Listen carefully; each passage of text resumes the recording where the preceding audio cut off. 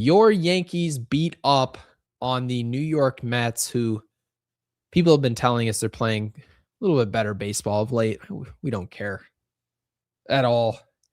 They are now 18. Mike Tomlin. We don't care. They're 18-26. Cam Schlitler. We do not care. Thank you.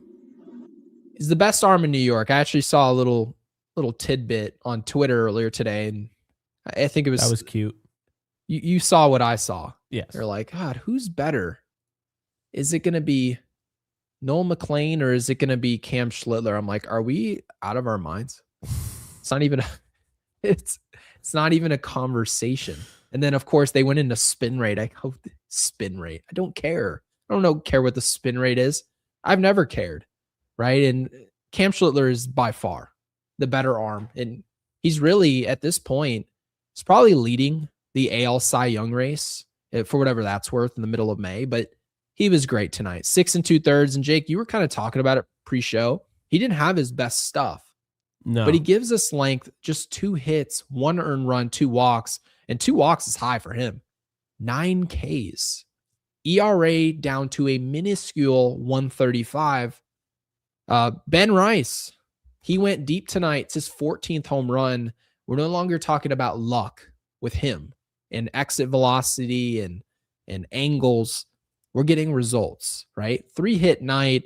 He seems to be back from the contusion that he suffered at first base, playing first base. Jake, you texted me earlier today. You said Cody Bellinger has all the clubs in his bag. And it's not always the sexiest of swings. We don't care at all. That's just something that we're results driven on this podcast. Yes, the analytics can absolutely, at the very least, be used as a tool to try and decipher who's going to be better long term. Cody Bellinger, in a way, throws away analytics altogether, and he really shows analytics isn't everything in this sport. It can be played all types of ways. Drove in a run tonight. And Jake, Spencer Jones, 2 knocks. We have finally something to talk about in regards to him that's not walking. And walking is good. It means you got on base, right? We can talk about your ops going up, your on base percentage. But we're putting you in the lineup as a slugger to hit, not just walk. And almost most importantly, I've been waiting a long time to say this. Jazz Chisholm, who, according to him post-show, he wore Giancarlo Stanton's pants. I don't know whatever possessed him to do that. Maybe he felt like it would give him some better luck. But according, to him, that's what he did. And he went 3 for 4 with a ribby, 2 ribbies actually. And the team overall, Jake, and this is something your dad cares about, 4 for 10 with runners in scoring position. Juan Soto, of course, I feel like I can't ignore it. Homered off of Cam Schlitler in this one. And a home loss to go down 8 games under 500, 12 and a half games back in the division, who sit in last place. I'm sure that's what Juan had in mind when he said, yeah, the Mets, they have a more exciting future that I want to be a part of. And of course, we don't want to always make this about the past, but this is now the present. And that's what he was investing in, is this. So nice call, Juan. Welcome back to Yankees Unloaded. This is Gary Sheffield Jr. That's Jake Ellenbogen. Be sure to subscribe for post-game recaps of all Yankees games, win or lose. And of course, guys, if you're here and you want to support the channel, liking the video, and if you even see it available, some people do, some don't, hyping the video down below in the comments is a great way to do so. And I even wanted to talk about, Jake, why Yankees fans shouldn't be worried about David Bednar in the 9th. I know it's not the most convenient time to talk about it, considering the fact he was used in really a non-safe situation, but he's not pitching well. And I'm going to tell everyone why I think it's not that big of a deal. But of course, we're going to get this started. And Jake, I need to know your opinion on this because I know what you think of Spencer Jones. I already know. And I know what you think of Trent Grisham. What do you think about the potential bid that Spencer Jones is going to make for starting center fielder? And I would preface this question by saying this probably, as your point before the show, has more to do with Trent Grisham hitting a $169 and having an ops 40 points below league average, a league average hitter, 40 points below that. It's not good. What do you think now about a potential chance that Spencer Jones has to steal the starting center fielder job?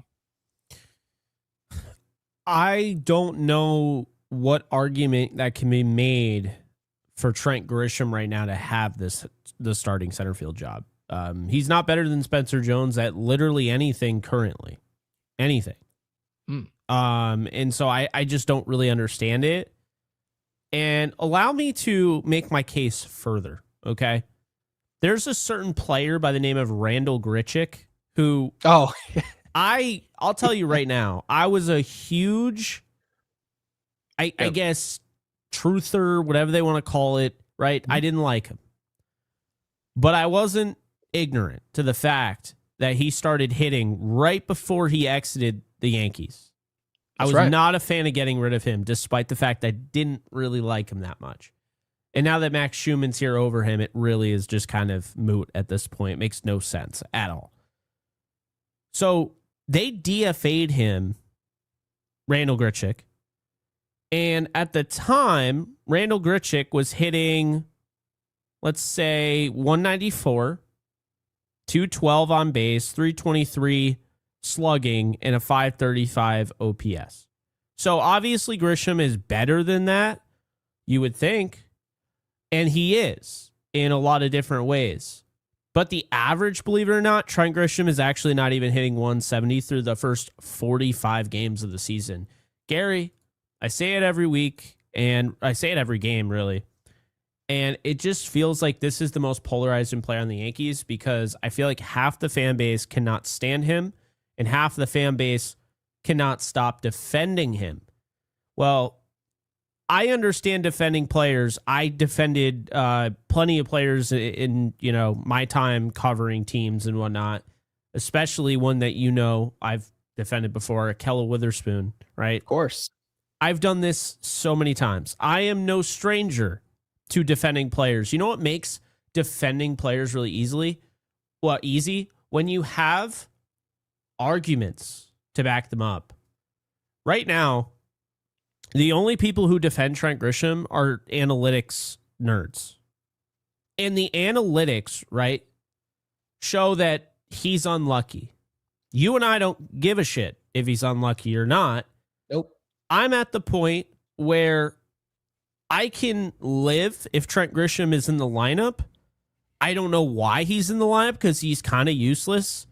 But when he's leading off, that's not Trent Grisham's issue. That's Aaron Boone's issue. How are you continuing to have this guy lead off? He has a 302 on base percentage. So you can't just say he walks a lot. I don't care. He has a 302 on base percentage this year. 169 average. Here's my argument, okay? People like using last year to defend Trent Grisham this year. Last year, what he did, but he did this, but he was this, but he was... Did you hear how many times you said was? You know who else was great? DJ LeMahieu. The Yankees let him go when he started hitting again. It took him forever to get back to that. And they said, yeah, you're done. It was 3 years. It was 3 years that we were fighting to get a performance out of DJ LeMahieu. He finally turns it on. Now, mind you, finally, we weren't saying, okay, now's the time to keep him on the roster. So I don't want to get it twisted here. Mm-hmm. But they quite literally waited and said, no. He may be performing right now, but let's take a look at the body of work here, right? Over the long term, this isn't good enough to be a Yankee. Hey, thank you for your service. We're going to go ahead in a different direction. And it was the right move in the end. It was the right move. Yeah. We're asking for the exact same type of mentality here. Trent Grisham, you can't just say a guy's in a position in the lineup because if his luck was slightly better, his numbers would be better. That's not a way to go into a series or go into a division series or a championship series. Guys, you have to keep in mind, luck or not, Trent Grisham's going to be leading off games more times than not in the postseason this year. And we'll leave last year's postseason in the past, but is that the person that you want to be leading off for the New York Yankees? I believe this is a really good baseball team. We're flawed, but so is every other baseball team. The Dodgers aren't playing great ball right now. The Padres started falling off a little bit and they're getting back on the horse, right? You can look across the league, right? The Philadelphia Phillies were awful to start this season. They fired their manager and now they're finally getting again back on the horse. There's so many teams out there that are hit or miss. Let's not put a fork in the Yankees for being a flawed team. But having said all this, the Yankees can find people in-house that are upgrades. And it feels like they're refusing to put confidence in some of those options. And right now, who better? Who better to put confidence in than a young player that you might be able to use recency bias to give him an excuse to play in center field? And at the very least, Jake, he's a defensive guy. Even if he doesn't hit, he's a defensive guy. What's Trent Grisham's crutch to be in the lineup? Because when we first acquired him in the Juan Soto trade, a lot of what we heard is that Trent Grisham is going to be a great defensive player, but the bat's to be desired, and that the Yankees, before we had ever seen anything offensively with the franchise, we think we can fix it, right? And all of a sudden, you do get that offensive, right? You get that firepower that we were looking for in the first half of last year. It was awesome. Now you go into 2026 and it's regressed. His glove has regressed as well. And that's something that you have to acknowledge. This isn't some player that's playing great defense. And then Spencer Jones is this bopper offensively who's kind of just floating in the outfield. No, Spencer Jones is a premier glove in the outfield. That's his calling card. So as far as I'm concerned, I do see a lot of people, and I see it in the live chat from Big Boss Baby Bomber. And this is what I would kick to you, Jake, is that Grisham is a $22 million crutch. I'm not too worried about the Yankees wasting payroll right now, right? Oh, the Yankees are winning games. What I'm worried about, deal. He's on a 1-year contract. What I'm worried about, yes, I'm more so concerned with us using what we spent to justify doubling down on this decision. Do you think money right now is having any factor to do with what's going on with Spencer Jones? Like, do you think they're using that as part of their decision-making? I think it's part of it, but I also think they just have this kind of obsession over Trent Grisham. And I think the big reason is because and here's the thing. I give Cashman credit for calling up guys like ERC and Spencer Jones. Like, done a good job with that. Before I smack him across the face with my point, I'm going to at least give him some credit in some aspects. But at the same time, I'm still going to smack him in the face here because the way I see it, Gary, is that this is an ego move. Trent Grisham is the guy they got from the Juan Soto deal. It's what kind of almost keeps them sane, the fact they lost Juan Soto. But we still have Trent Grisham from that deal that was a throw-in, but we look like geniuses because all of a sudden he hits 34 home runs last year for us, and he hits around 230, and it's like, we'll take that. He had it over 800 OPS. So Jake, what makes him look better, by the way? Because mind you, Spencer Jones and Grisham, right? We're comparing the two players, and this isn't a negative show. This is actually more so about something positive that can happen with a team that's still winning games. Wouldn't it look just as good for Brian Cashman to call up a top prospect and prove that guys in his system are working? That's where ego comes in, because the thing about people with a large ego is that they're not always fully focused on the task at hand. If your mind is here, it could also be here and here and here. Right now, I really believe that they're just trying to get everyone to forget that they totally messed out. Like, it's over on Anthony Volpe. Although, to be fair, Anthony Volpe had 3 walks today and looked pretty good doing it. But I'll take every one of those walks today. Absolutely. Anytime he gets on base, it's a win for us. It's a win. If he hit, would you be saying anytime he gets on base, it's a win for us? No, you would not. You would not be talking like that. You'd be talking about a player that maybe he's not Bobby Witt Jr., but you'd be like, oh, yeah, he's a shoo-in to make the All-Star team. He's not. He never will be. Or maybe he will. I don't know. But right now, it doesn't look that way. So it doesn't look like that way with this franchise. They were so aggressive. Both he and Boone were aggressive in their clapbacks against people, whether it was John Boy and Talking Yanks or it was Joel Sherman. That's right. They were kind of nasty, borderline nasty about it.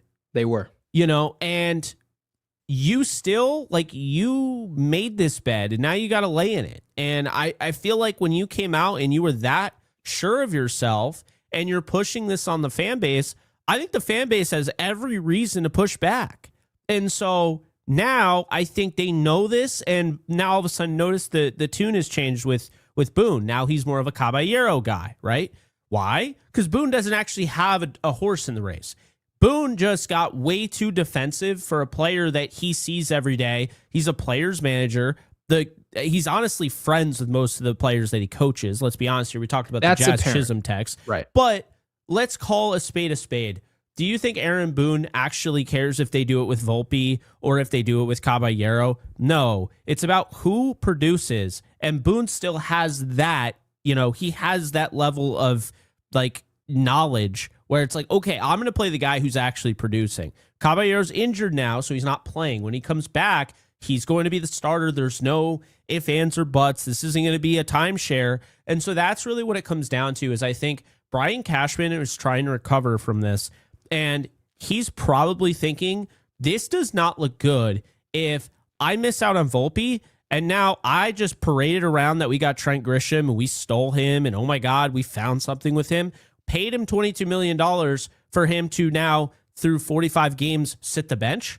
And then I'm, call up the guy with the 35% K rate that all anybody talks about is the guy's not ready. And now he's going to start over the guy I just paid $22 million. And what if he's not ready?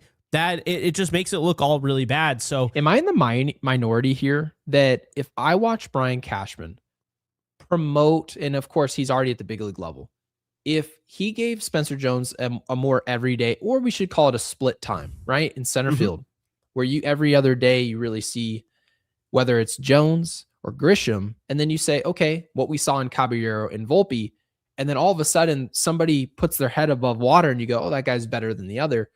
If Spencer Jones took this job, say a week from today, and all of a sudden we wake up every day, and if we're facing a righty, Spencer Jones is starting, am I in the minority of saying I wouldn't look at Brian Cashman in any type of negative way? No, I'm for with spending you. 20. Mind you, I think the $22 million is, yes, it's wasted money. However, I would honestly say, Jake, it stings a lot more if we're going to say it's wasted at the beginning and then feel like we have to justify with what we do during the regular season, when in my opinion, that just wastes it even further. I don't really see the money as wasted. If we're the Yankees, we can spend all types of money, and we still do spend a lot of money, over $300 million.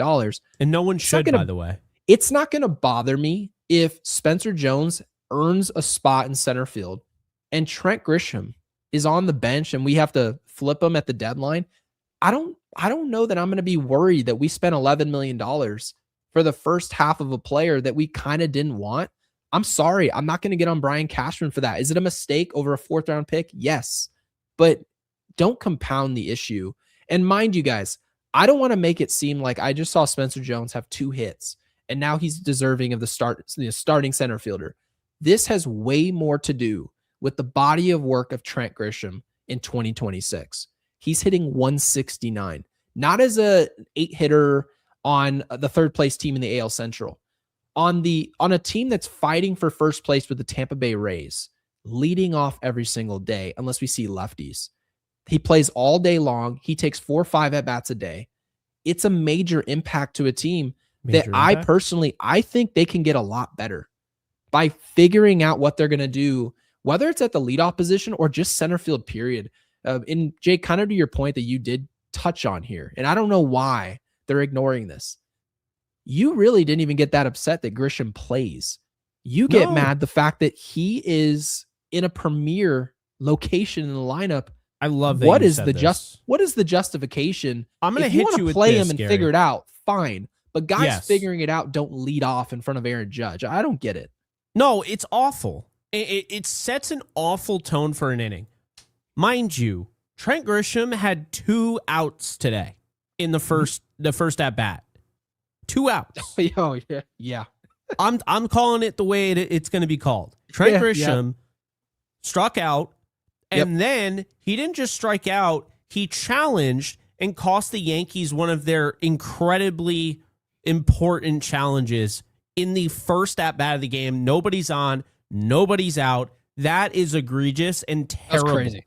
Terrible. Yeah, it was crazy. He should never challenge anything again. I don't care about any percentage. That was the most selfish thing ever. Also, he comes, by the way, so Rice comes up with nobody on now, so he can't do any damage, right? And then Judge comes up with nobody on because Rice struck out. And then Bellinger pops out after the catcher's interference. So right away, against Clay Holmes, the Yankees have 0 runs. They didn't get anything done on the road. Then you look inning 3, okay? Top third. Wells is up next, flies out, right? Wasn't it bad at bat? I'm kind of over Wells at this point, but he worked it to 3-2, whatever. Then Grisham comes up, and Grisham just flies out to left. And here's the thing. Grisham takes 3 pitches that are nowhere near the zone. Nowhere near the zone, right? 3-0. Then he takes a strike right down the plate looking, which is like fine, 3-1. Yep. Then he completely flies out. He's a flyout merchant. I saw in the comment section. Absolutely agree. I don't know if anybody else hits more pop-ups, maybe Austin Wells, but he strikes out more. So there's that, right? So then you go to his next at-bat. So far 0 for 2, Gary. Then his next at-bat, which would be the top of the 6th, he goes 0 for 3 here. He's up 1-0 in the count. Then he takes a strike right down the plate. And then he takes 2 balls in a row, really close. And honestly, both of them were strikes, as I can see right here. And then, what does he do? He flies out. So then we look at the next at bat, and he grounds out to second, first pitch, and he grounds out to second. 0 for 5 today. I think I missed one of the at bats, but the point stands. Well, Grisham is lucky? I know. Grisham is just not at all what the Yankees paid for, and that's okay. But the first step to solving any problem is realizing there is one, and the Yankees' offense isn't potent and consistent enough to deal with this. Well, number one. Number two, this is a problem. We've recognized it's a problem. It needs to be fixed. He should never lead off. I can stomach him in the lineup when he's hitting down in the order because I know he's going to have an occasional 3-run shot. So can I, because he does hit the ball hard. He walks a lot. If it's going to be if Trent Grisham's going to start every single day, it's not like we're starting these podcasts and we're like Yankees won and Grisham's got to just be benched forever. We're essentially telling you that we think the Yankees have a better option potentially, and we believe that the Yankees should try and see that out. You said it best, by the way. I know I came up with the comp. Yeah. He's Raul Ibanez, but he's literally a platoon. Like, he shouldn't play every day. There's no reason to say, there's absolutely no chance. Trent Grisham is one of our everyday starters. I said the same thing with Jazz Chisholm. Until Jazz Chisholm starts hitting, which he did today, credit to him, he looked great today. Mm-hmm. If I'm not getting production, there's no shoe-in. I said the same thing with Ryan McMahon. I'm watching him today. I didn't like his at-bats, really. Struck out twice. But you know what? Ryan McMahon has the glove. Austin Wells has completely lost me. And I used to defend that guy tooth and nail. 173 batting average, below 300 OPS, or on-base percentage, and a 269 slugging. But do you know what Austin Wells does? Defensive runs saved. He leads the league in that. So he's been incredible defensively. Yes, you have Wells contributing on the defensive end. You have McMahon contributing. Okay, Anthony Volpe had a nice play today, but I'm getting nothing from Trent Grisham. Nothing, absolutely nothing to justify him playing over Austin Wells. Over Spencer Jones. So if you want to make the argument that Trent Grisham should be playing, but he should be at the bottom of the order, that's fine. He's a DH. And he only plays against right-handed pitching. There's no other reason to play him against lefties. Paul Goldschmidt is astronomically better, so he should be the DH, right? Yep. It's that simple. No hard feelings. Trent Grisham can stay on the roster. I'm not saying he needs to leave the team. I don't want him gone. I just want him out of the leadoff role before anything. I'm not even talking about Spencer Jones necessarily replacing him tomorrow. I want that, but what I can't have, it's a non-negotiable moving forward for me. Grisham can't lead off. You can't have a guy when you have freaking Ben Rice and Aaron Judge, who are two of the best home run hitters and the most dangerous hitters in baseball right now. You have Cody Bellinger, who, as I said, has every club in the bag, had a great hit today, RBI. You can't have those guys, Jazz Chisholm when he's hitting, all those guys, but have Trent Grisham leading off. Now you're putting Ben Rice, by the way, in a position where there's already one out. So whatever he does, now you're putting Judge at the plate. If he doesn't get on, Judge is up, Gary, with 2 outs right off the rip. And you know it's going to happen because guess what? Grisham never does anything at the top of the order, ever. Can I actually make a point that you actually talked about run producing, right? And a light bulb just honestly just shot off in my head. Mm-hmm. Do you remember when we had the conversation about, okay, if it's not Grisham at leadoff, who is it? Right? I see in the live chat, right? I see Ben Rice, right? I see that from Paul Blackburn. I've heard Cody Bellinger, right? We've heard different names. But you know what the snag is every single time we have these conversations? They say, oh, we can't take him out of that spot. You know why? They say that guy's a run producer. Run producer. Right? They say, well, Bellinger's a run producer. I already know where you're going with this, but keep continuing.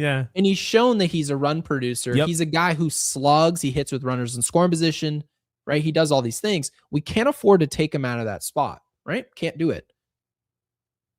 What was the pitch again that Trent Grisham does really well? What did they say he does well with runners in scoring position?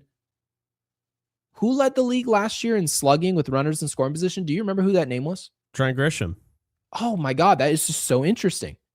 So I knew you were going this route.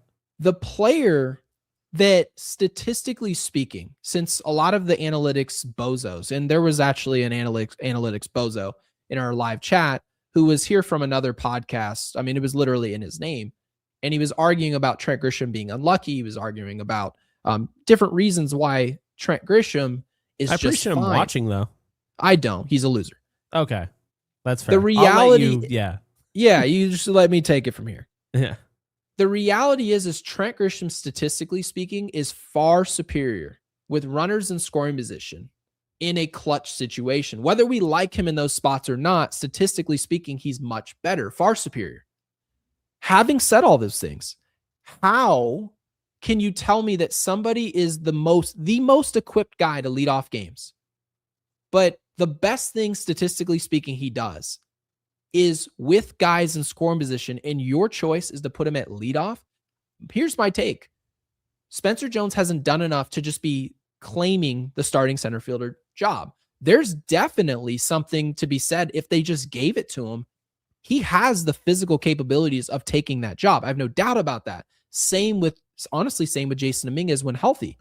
Here's the problem. If you move Ben Rice or Cody Bellinger or anyone out of the 3, 4, 5 spots, you're already basically saying where they are in the lineup, they're one of your better hitters. Of course the run production's going to be there. They're one of your better hitters and you have them in a run producing spot. Duh. So if you'd made the decision that someone's going to go lead off, they're just going to produce less runs because that's the role. We get that. So this whole idea that if you're a run producer, you can't lead off. Everyone 1 through 5 on our team is a run producer by definition. It's what they do best. It's their calling card. So I don't want Trent Grisham to make it seem like he's just not hitting the ball hard at all. He's not ever getting on base. If your on base is over 300 or near it, and your batting average is 160, is it 169? It's ridiculously bad. Insane. Bad luck or not. It's insanely bad. It's got to be the lowest through 45 games for a Yankee leadoff hitter in the history of their organization. It's despicable. Having said it, if he had better luck and he was hitting 200, you can just make the claim that if he had better luck, he's just deserving of being down the lineup until he gets it going. At least acknowledge that. So I wanted to get that out there before we got to any super chats, before anything else. Jake, obviously, was there anything else you wanted to say on Trent Grisham? Because I want to make sure that we spend enough time on Grisham, Jones, and what they did But I want to obviously talk about Cam Schlitler before we get to our supers. Was there anything else that you wanted to dabble?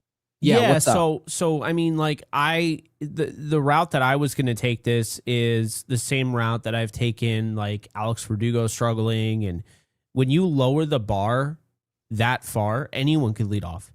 Trent Grisham's leading off right now. He's terrible. Yes. He's awful in the leadoff spot. Yeah, his right now batting he's average struggling. is below 120 leading off. Below is it 120. Really? Okay.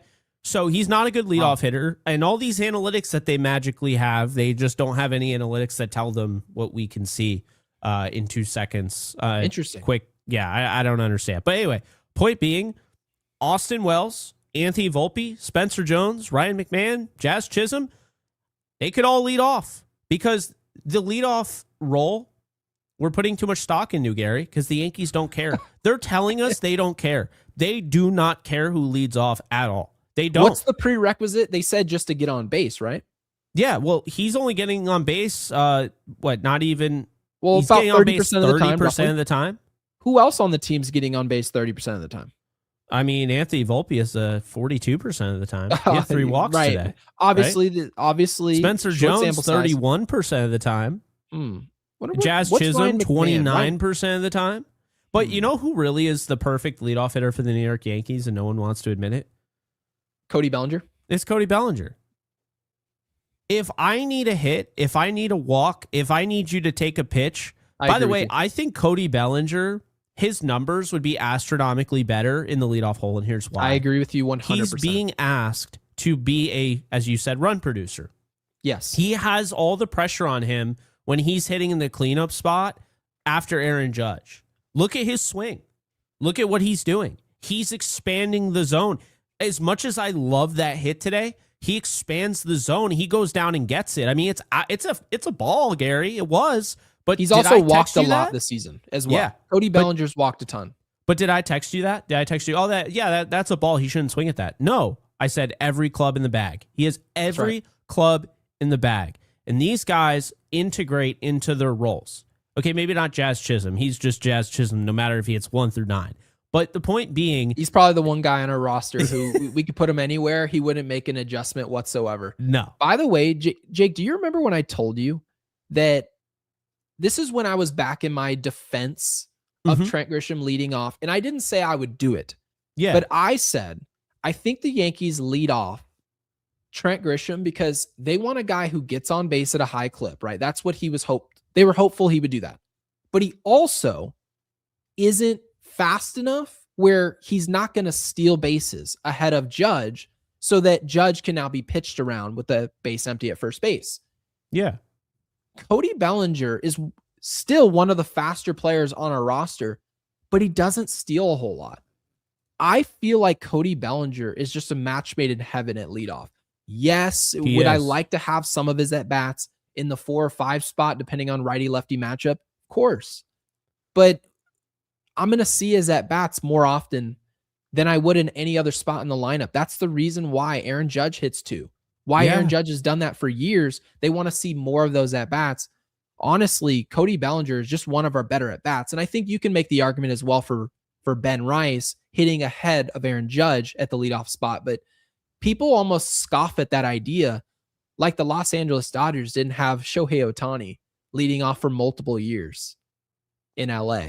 By the way, I see, and I completely agree with you, by the way. Completely agree with you. And I think, like I said, I think if you reintegrate Cody Bellinger into the lineup as the leadoff hitter, I think you get more contact Cody Bellinger. I think you get hitting 310 Cody Bellinger. I think his whole approach changes because he's so good at knowing his role. When he's in the cleanup role, look at his swing. It's different. I'm telling you, it's different. His approach is different. When he's hitting second, it's different than when he's hitting fourth. If he was leading off, he'd understand. So I'm going to hit you with this, okay? What's up? I saw a comment from the guy whose name is very similar to Goku. Jake has yet again not saved it. Gokin? Is it Gokin? Yeah, I remember that name. Yes. Okay, yeah, that sounds familiar. Okay. It does, yeah. So I was going to highlight it, but now I don't see it. Of course anyway, you did. Yeah, I know. I'm so good at this. So here's the thing. He was saying how Grisham is great with runners in scoring position. He's not He's wrong. good. No. Good. He's not good. He's great. He's got a 1200 OPS. He hits 308. So why is he leading off? Because guess what? When he's leading off, here's who is hitting before him: Volpe, Wells, Grisham. Okay, so likely think about this. There's a very unlikely chance that he's going to have runners in scoring position. Is that fair? Is that a fair claim? It's tomfoolery. Yes, you're absolutely right. You're tracking. Okay. So get this. I have the splits here. When there's nobody on, he's hitting 125 with a 508 OPS. I don't know what it is. I think this dude is literally a psychopath because literally needs people on base for him to hit. Like, I guess he just likes the chaos. But be that as it may, he likes the chaos, Gary. When he leads off an inning, he has a 125 batting average and a 539 OPS. I'll do you one better. He has the lowest slugging percentage I've ever seen in the history of baseball, a 175 slugging when he leads off an inning. How hold on a second, guys. Is this guy leading off games? How? Everyone who's listening to our podcast, just take this as a one-on-one conversation with you and I. How would anyone in their right mind witness this podcast and what Jake and I are talking about and make it seem like something that's negative? Here's actually what we're doing. We're identifying something that's being improperly utilized and showing you using data, which everyone claims to love in today's era. We love data. We love exit velocity. We love the analytics. Great. How about this analytic? We're telling you that Trent Grisham is historically great with runners in scoring position, and your choice is to lead him off on a roster with the 789 that Jake just listed for you. That 789 isn't getting on base. That 789 isn't table setting for Trent Grisham at all. So that's why if Trent Grisham's in your lineup, fine by me if that's what you want to do. Put him in a spot in the lineup where guys are going to be in scoring position. You don't use people at things they're not good at and expect them to perform. It doesn't work. And they think he's just going to perform because of what happened last year, rather than also acknowledging, oh, there's actually a better way to utilize him from what we saw last year. He shouldn't even have let off last year. Once you see those numbers, you identify them and you take action. That's what Aaron Boone's job is, by definition, to manage the situation. That's what we're trying to do here. This isn't an I told you so. This is the Yankees are a really good baseball team, better than what a lot of people are going to acknowledge.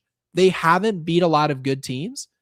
Here's a way we've identified that would make it easier to beat those good baseball teams. And those good baseball teams aren't the Mets. No. Those good baseball teams are Tampa. When we face Tampa, I want Trent Grisham, if he's playing at all, to be in a run producer spot. He's not going to hit third. He's not going to hit fourth. But if you hit him fifth or sixth, plenty of guys, just like Jazz Chisholm has done all year, come up with guys in scoring position, and he's failed more times than not. You put Trent Grisham, whose career numbers show he wrecks everything when guys are in scoring position. I'd like to believe he would have played better if you had swapped he and Jazz. And Jazz, I don't know where you put him in the lineup, but Trent Grisham would have done that job even better. And that's while being a 169 hitter, still better with runners in scoring position. So Jake, I don't know how people can listen to this and think it's negativity. This is us pointing out where the smoke is and then showing you, okay, here's some water. We're going to solve this. I feel like we're offering a solution that maybe the Yankees utilize. Of course, we're not implying that the Yankees are going to watch our podcast and then do what they will with the information. They've done before. We absolutely hope that the analytics get through eventually that, hey, maybe this player doesn't just suck who's leading off. Maybe we're just not using him properly. Maybe that could be part of just us taking responsibility for a guy being out of position. I think this is very mature of us because Trent Grisham is driving us insane. So instead of He us is. saying he's terrible, get rid of him, he is terrible as a leadoff hitter. Awful. And we've been on this since the beginning of the year when he was terrible as a leadoff hitter. But Yep. I don't have just, and I know people think I do, I don't just have a pick on Grisham. I want the best lineup every single night. I don't care if you play the Mets. I don't care if you play the Pirates. I don't care if you play the Dodgers. It should be the best lineup every single night that you can put together. That's simple. Okay. Every time. Here's something I'm gonna throw at you that you probably didn't know. Austin Wells. Okay. Austin Wells doesn't hit for average really in any situation. However, his OPS is over 700 when there's nobody on base. So he actually, when he leads off an inning, it's 767, his OPS. When he And hits what's Grisham's? 7th, by the way, he bats 7th, he hits 222, and he's got an 822 OPS in the 7th spot. That's 10 for 45. He has 40 at-bats in the 9th hole, and he's hitting 125 and a 330 OPS. And here's why. It tells us right there. You're more likely to have nobody on, and he's better leading off an inning than he is just being in the part of the inning. When he leads off the inning, you're more likely to lead off the inning in the 7 hole than you are in the 9 hole, right? So I actually think, I mean, I'm not saying that I'm sold on Wells and this could change him and everything, but I think he's making too many, it's like he's over adjusting to his certain roles here. And I think it's causing too much of an issue where if he just hits 7th, it just seems like the numbers indicate he's not an amazing hitter. He's still hitting 222, but you have a 400 on base percentage. You have a 422, you have a 422 slugging, you have an 822 OPS. Austin Wells has walked more times and he struck out 14 to 11 in 45 at-bats in the 7 hole, whereas in the 9 hole, he struck out 9 times and he hasn't walked. So are you implying that we should just look at the stats of what guys do in certain positions and then say he, statistically speaking, if anyone asks us, why are you leading off that guy? Why is that guy hitting 9th? Why is he hitting 6th? Why hitting 5th instead of 2nd? If the coach can just say, oh, the manager, well, we have data that actually shows he performs when he's put in this position, how can anyone argue that it's not a good lineup? See, it is Gary, a good lineup. By this definition. is where I push back on analytics and these analytic nerds, right? They throw their data at you and say, Grisham has an expected batting average of this, and he has an expected on-base percentage of this. So I figure that's exactly what they look like when they're tweeting to me. and I'm literally eating lunch, just like laughing with my wife about the stuff. You're just hanging out with your daughter. And they're like, oh, dude, they're so weird. But no, but the hand movements and everything, that's exactly what I envision. Yeah. Like they're just raging. But here's the thing. This is why it's ridiculous, okay? Absolutely ridiculous. Because analytics are a nice tool, but also splits are free. I don't have to sign up for some stupid like thing to find splits. You can find them so easily. And you know what? Splits actually are proven. They're proven. We talk about them all the time. It's why the broadcast brings them up. You know, the broadcast hire statisticians to give them things that they want, you know, and then of course they go through and they decide in their like Rolodex what they want to bring up during the game. Guess what they're bringing up? Splits. It's tried and true. And we have splits that literally confirm. I don't care. It's a 45 game sample size now. Yep. We have splits to confirm that Trent Grisham is literal garbage as the leadoff hitter. But he's not garbage in general, and you can salvage a pretty darn good baseball player when runners are in scoring position. So I don't know. You see how Jake almost short-circuited when he had to say that Trent Grisham was almost a good baseball player? I know. He's like, but here's the deal, right? So Trent Grisham, you hit him 5th, 6th, 7th, whatever. That puts him in position to succeed. By the way, he's hitting, he has a 2, I've never even seen an OPS go this high. Just it's funny because I never saw a slugging percentage go that low. He has a 2.125 OPS when hitting in the 7 hole. But yes, let's keep hitting him, you know, first in the lineup. That's so smart. And then with Austin Wells, again, the analytics will have you believe that Austin Wells is just terrible and there's no redeeming quality. And maybe you're not that far away from that. But here's the deal. Looking at the numbers, Austin Wells could definitely salvage something if they just hit him in the 7 hole. You know, I mean, seriously. And on top of that, wait. What? Could you imagine you're an athlete and they're like, hey, I know everyone's probably thinking that Jake's completely useless in every sense of the word, but I mean, you probably wouldn't be that far off with that statement, but here's how he couldn't be completely useless. That's basically what you just said. No. All right. So I know I was going on a No, tangent but there. but you're right. Austin Wells leads the MLB in DRS for catchers, right? So he's clearly contributing. He's not as useless as people think he is. Yes. If you open up the hood, he's not only is he not useful or useless, he's absolutely. I see. It's like, you're short circuiting. You can't even say he's useful. You're like, my brain is gonna break. Oh, I just can't. But it's just defensively, he's really good. Yes, he's really good defensively, and it's hard to admit that. As bad as he is offensively, he still has a role, and you can't fix him by putting him in a certain spot. Yeah, but you rather use him in the spot he plays well in the 7 spot, than using him in a spot anywhere else where he's just objectively terrible. Dude, and these splits are literally free. Anybody can find them. So yeah, I don't understand it, but yeah, I mean, so let's talk about this, okay? I saw Caballero is the perfect 9 hitter. Here's the deal with Caballero. That checks out. Yeah, he's a pretty good 9 hitter. That's for sure. I like him at the lead. I like him at the 9 spot. I know some people they've dabbled. Can Caballero lead off? And no. It wouldn't. When he leads off an inning, by the way, he hits 219 and has a 515 OPS. Everything else, whether it's runners on, none on, scoring position, bases loaded, scoring position, 2 outs, it's all an OPS over 700. In most cases, it's high 700s, 800. So, he just can't lead off, and that's okay. But that's the thing, is that I found this in 2 seconds, Gary. You can find this shit in 2 seconds. Why do the Yankees not use splits? Because we know they don't, because we've talked about this. Oh, you have JC Escara, yeah, who's Ted Williams against left, and I don't know why he is, but against left-handed pitching, he's Ted Williams, and against right-handed pitching, he's the worst hitter in baseball. Very next day, we saw a lefty in Austin Wells started. Very next day, we had that podcast. They were like, yeah, actually, we've deciphered that Austin Wells, and basically on our show, as much as we laugh about Austin Wells and we laugh about certain players on the team, we almost always laugh about them and then tell you their redeeming quality for the most part. Yeah. Austin Wells has a redeeming quality.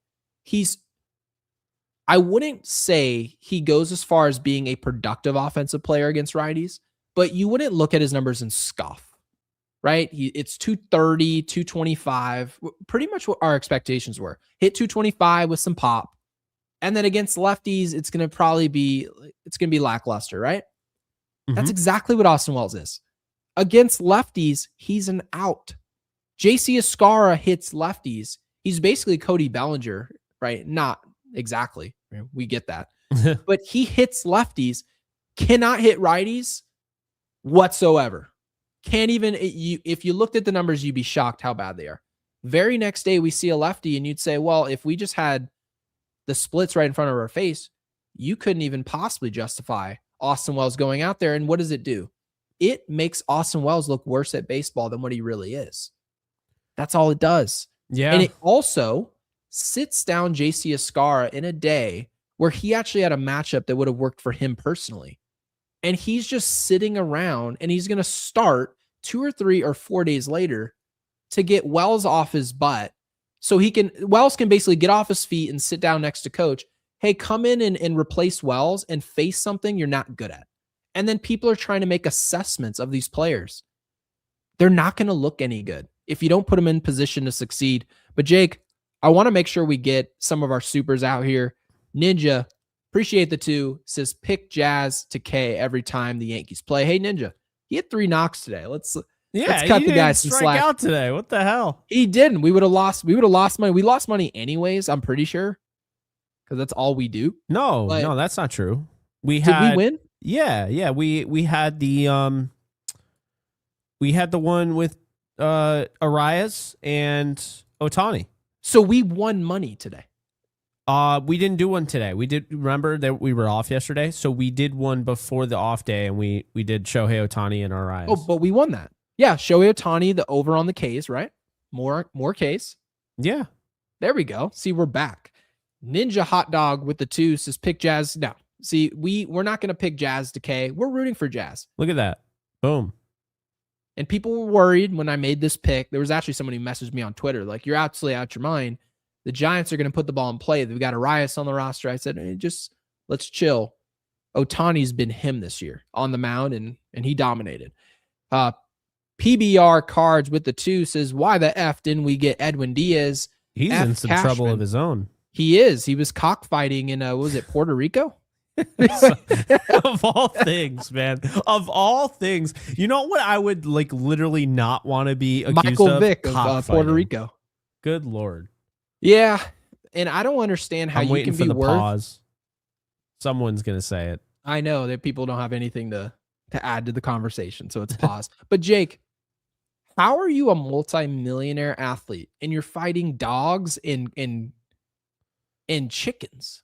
I mean, I can't answer that because I'm not a multi-million-dollar athlete. So maybe like you just, I don't know. I'd ask you. I mean, like with your dad, was he ever like, I'm going to try cockfighting? Like what? Brother, if you guys have ever been around a rich person, like seriously around a wealthy person, yeah, never in my mind have I ever witnessed another wealthy person. They're like, should I go to Mastro's tonight and get a butter cake at a Butcher's Cut Wagyu and some lobster, right? Like getting all this lobster risotto and all this stuff. No, I think I'm actually just going to go to the slums and fight cocks. What are you doing? Seriously. It's nobody ever talks about this stuff. And obviously we said this last year, same exact conversation. What's his name? The closer for Cleveland. Yeah. I appreciate the super chat. I would never want Edwin Diaz in a million years because I think he's an injury risk. He's already had an injury, a pretty bad one. He's dealing with it now. Yeah. Yeah. And, well, apparently he's also a cockfighting risk. But on top of that, he's going to cost $15 to $20 million a year. Not worth it. And obviously, Gary, we would pay the money, right? I don't care. If I had that much money, I'd pay him. But the Yankees have their own self-imposed cap. I'm not putting money into this guy with the self-imposed cap. And I've said this before when I have Matt Blake. Yeah, Jake, and what did I just argue yesterday? Didn't I say that I would prefer the Yankees invest money in position players rather than is it gonna work with Ryan McMahon? Is it gonna work with Anthony? You don't Volpe? want a guy that's gonna pitch 60 games instead of a guy that's gonna pitch guy that's gonna play 162. Right. So so PBR, obviously, I would assume you didn't obviously see that episode. That's okay, right? That's not an issue whatsoever. But yeah, Edwin Diaz is in trouble in many ways. So that's hilarious because this is what happens with our show. We talked about Edwin Diaz the other day, and I said, I remember saying it to you. I didn't want him anyway. And you're like, yeah, I didn't either. And then this comes out about him. And it's just like, this same freaking thing happened. We were like, we made this video. We were so excited about it. Emmanuel Clase. We created a trade and all of that. And then they're like, yeah, Emmanuel Clase is going to Giga jail, so you're not going to see him for a while. yeah. Like, yeah. You know what I'm saying? Like, what? I don't understand how they're like, yeah, I'm gonna throw balls in the dirt intentionally and rig. We stuff also for gambling. noticed that, by the way. Yeah, we did. That in the game. I remember us. I don't know why, but I remember us saying it looks like he's doing it on purpose. And we didn't. It wasn't. We never went as far as to say like there's anything to it. No, but it's like he's never missed. Like it's like if you watch Mariano Rivera, they're obviously two levels of player. But Mariano Rivera, when he missed the strike zone, and occasionally, right, he's human. He would be. He wouldn't be throwing the ball in the dirt 2 or 3 times in a row. You never see that. And so to see that, it, man, like what? No, he's throwing 102 Monarch cutters. He's not spiking the ball. It was just hogwash from the beginning. Jay Span, see, this is a real supporter of the podcast. We really appreciate this. Thank you for the 2. Says, I can't stay.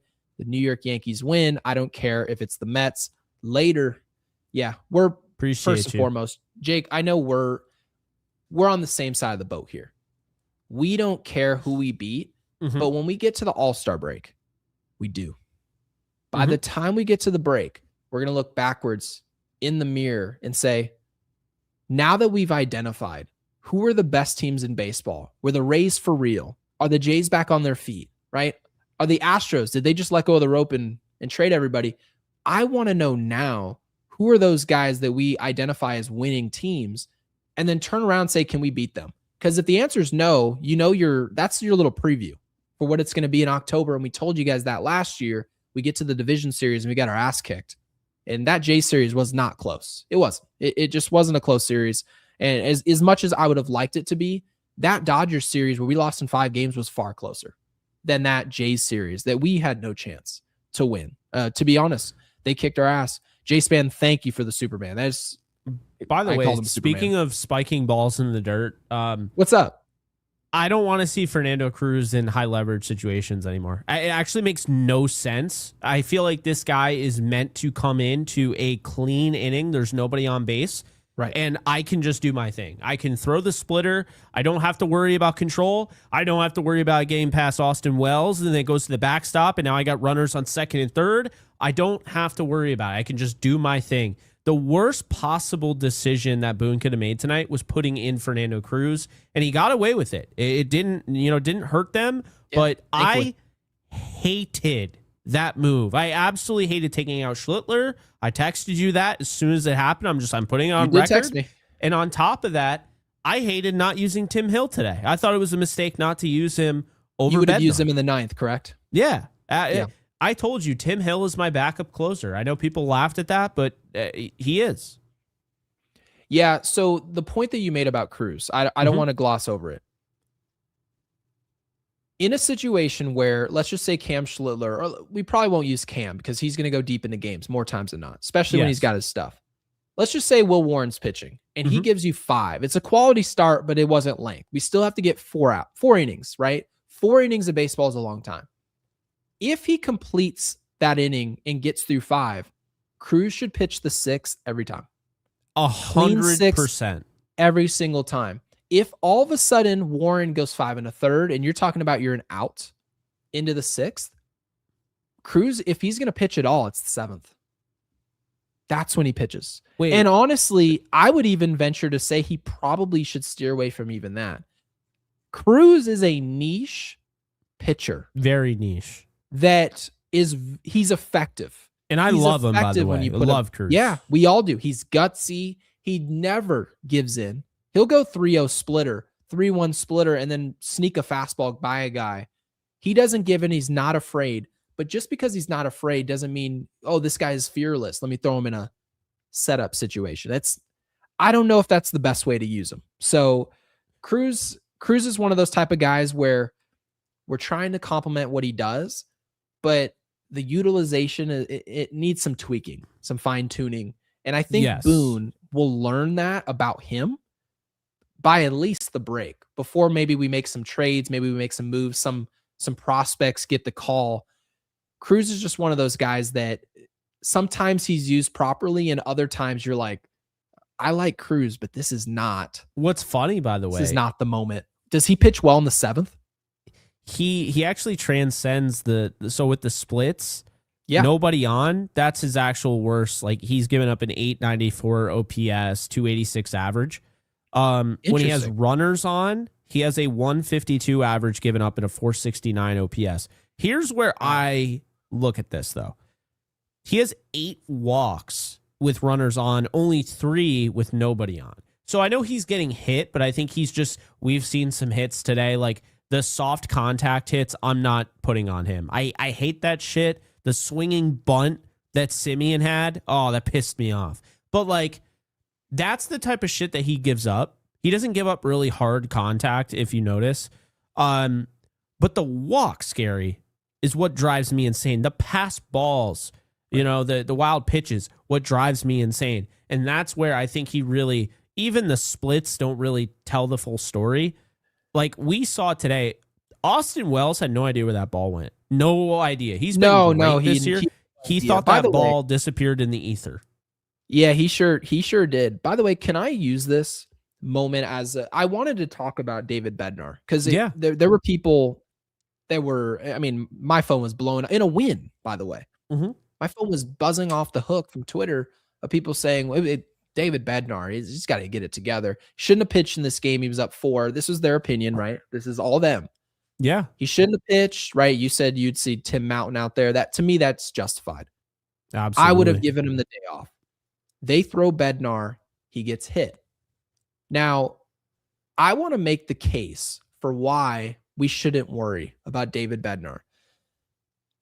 David Bednar is a good pitcher, but notice I didn't say elite. He's just good, and that's okay. I actually want to tell you, Jake, that, and I want to reveal this to our audience, you don't need a lights out closer to win the World Series. And I understand some people, especially Yankees fans, are going to say, well, what do you mean? The last time that we were a consistent World Series contender, we had the greatest closer who ever lived. And I'd say you're right. But what if I told you, and I'm going to list the World Series champions of the last 5 seasons, 5 years of baseball. It's a pretty good sample size of who the closer was for those teams. 2025, Jake, the Los Angeles Dodgers, who went back-to-back at that point, right? They signed Tanner Scott, right, to that big money contract. Was he the closer of that Dodgers franchise when they won the World Series? No, they weren't, right? Roki Sasaki, the 22-year-old, was the makeshift closer by that point.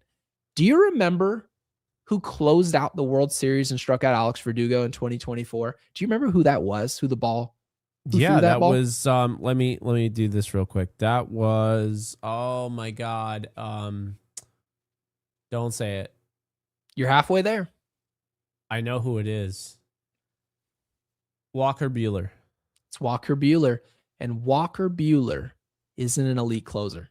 He was a I don't know where starting he is right pitcher who was dealing with injury, who really was recovering from Tommy John, who was horrendous in the first half of the season. Started to get it going just before. You're talking late August, mid-September, gets it going. I was really happy to see that for him. Finally gets it going. They go into the postseason. He's going out there and pitching big games for them. He ends up closing the World Series and closing us out at Yankee Stadium. Not some proven closer. 2023, Jake, who do you think was the Rangers? And this was Rangers Diamondbacks. Who do you think was the closer of the Rangers? Do you think it was Aroldis Chapman, or was it one of the premier closers of the game? No, it was Will Smith. Will Smith. I'm kidding. Right. The And Will actor? Smith's he's a good pitcher. And Yeah, I don't want to he gloss is. over what he's done with his career. He's a good pitcher. He's not elite. Okay. The Houston Astros, do you remember the pitcher that we used to laugh at? 2022, they win the World Series. Do you remember the pitcher we used to laugh? He never had any success against us. Do you remember that name? Who that was? The pitcher who never had any success against us in the World Never. Series. He was the worst pitcher against the Yankees you've ever seen. Do you remember who that was? He was their closer. Mr. Ryan Presley. Oh my God. Never got us out ever. Tyler Clippard was pretty funny too. And they were considered our biggest foe that we couldn't get over the hump with. And the guy that we just beat the brakes off repeatedly, they still bested us every time and went and won a World Series with Ryan Presley as closer. And obviously, I'll make this short and sweet. 2021, we get a repeat of Mr. Brave himself, Will Smith, closing out the World Series in 2021. In 2020, was it some premier closer? No, it was Julio Urias, the former starting pitcher for the Dodgers, closing out the COVID season. Guys, I say all that to say this. David Bednar is not Mason Miller.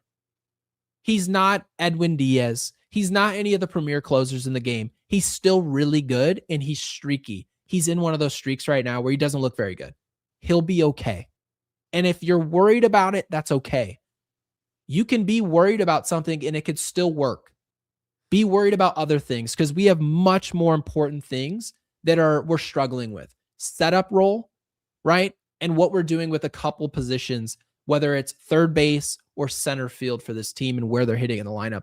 David Bednar is just not one of those guys to worry about. I think that if you look at who's winning the World Series of late, you just got to have a guy who's solid, and really you're going to become a World Series champion with what you do with your at-bats in October and what type of starting pitching. Basically, you need a 1-2 punch. guys to trade off, and you can trust them in game 6 and 7. Look what the Dodgers just did, Jake. They brought Yamamoto out on 2 days rest to get outs. That's going to be the name of the game. Pushing someone to the brink of exhaustion. And whether that's Cam Schlitler, whether it's Garrett Cole off Tommy John, I'm not sure. Whether that's Rodon coming back from his injury, I'm just not sure. All the freaking out I'm seeing about what's going on at the back end of our bullpen, I'm not on that boat. I'm not worried. Gary, that's one of the best takes that you've had in the history of this show. Thank you. That was really well thought out. We'll go ahead and clip it.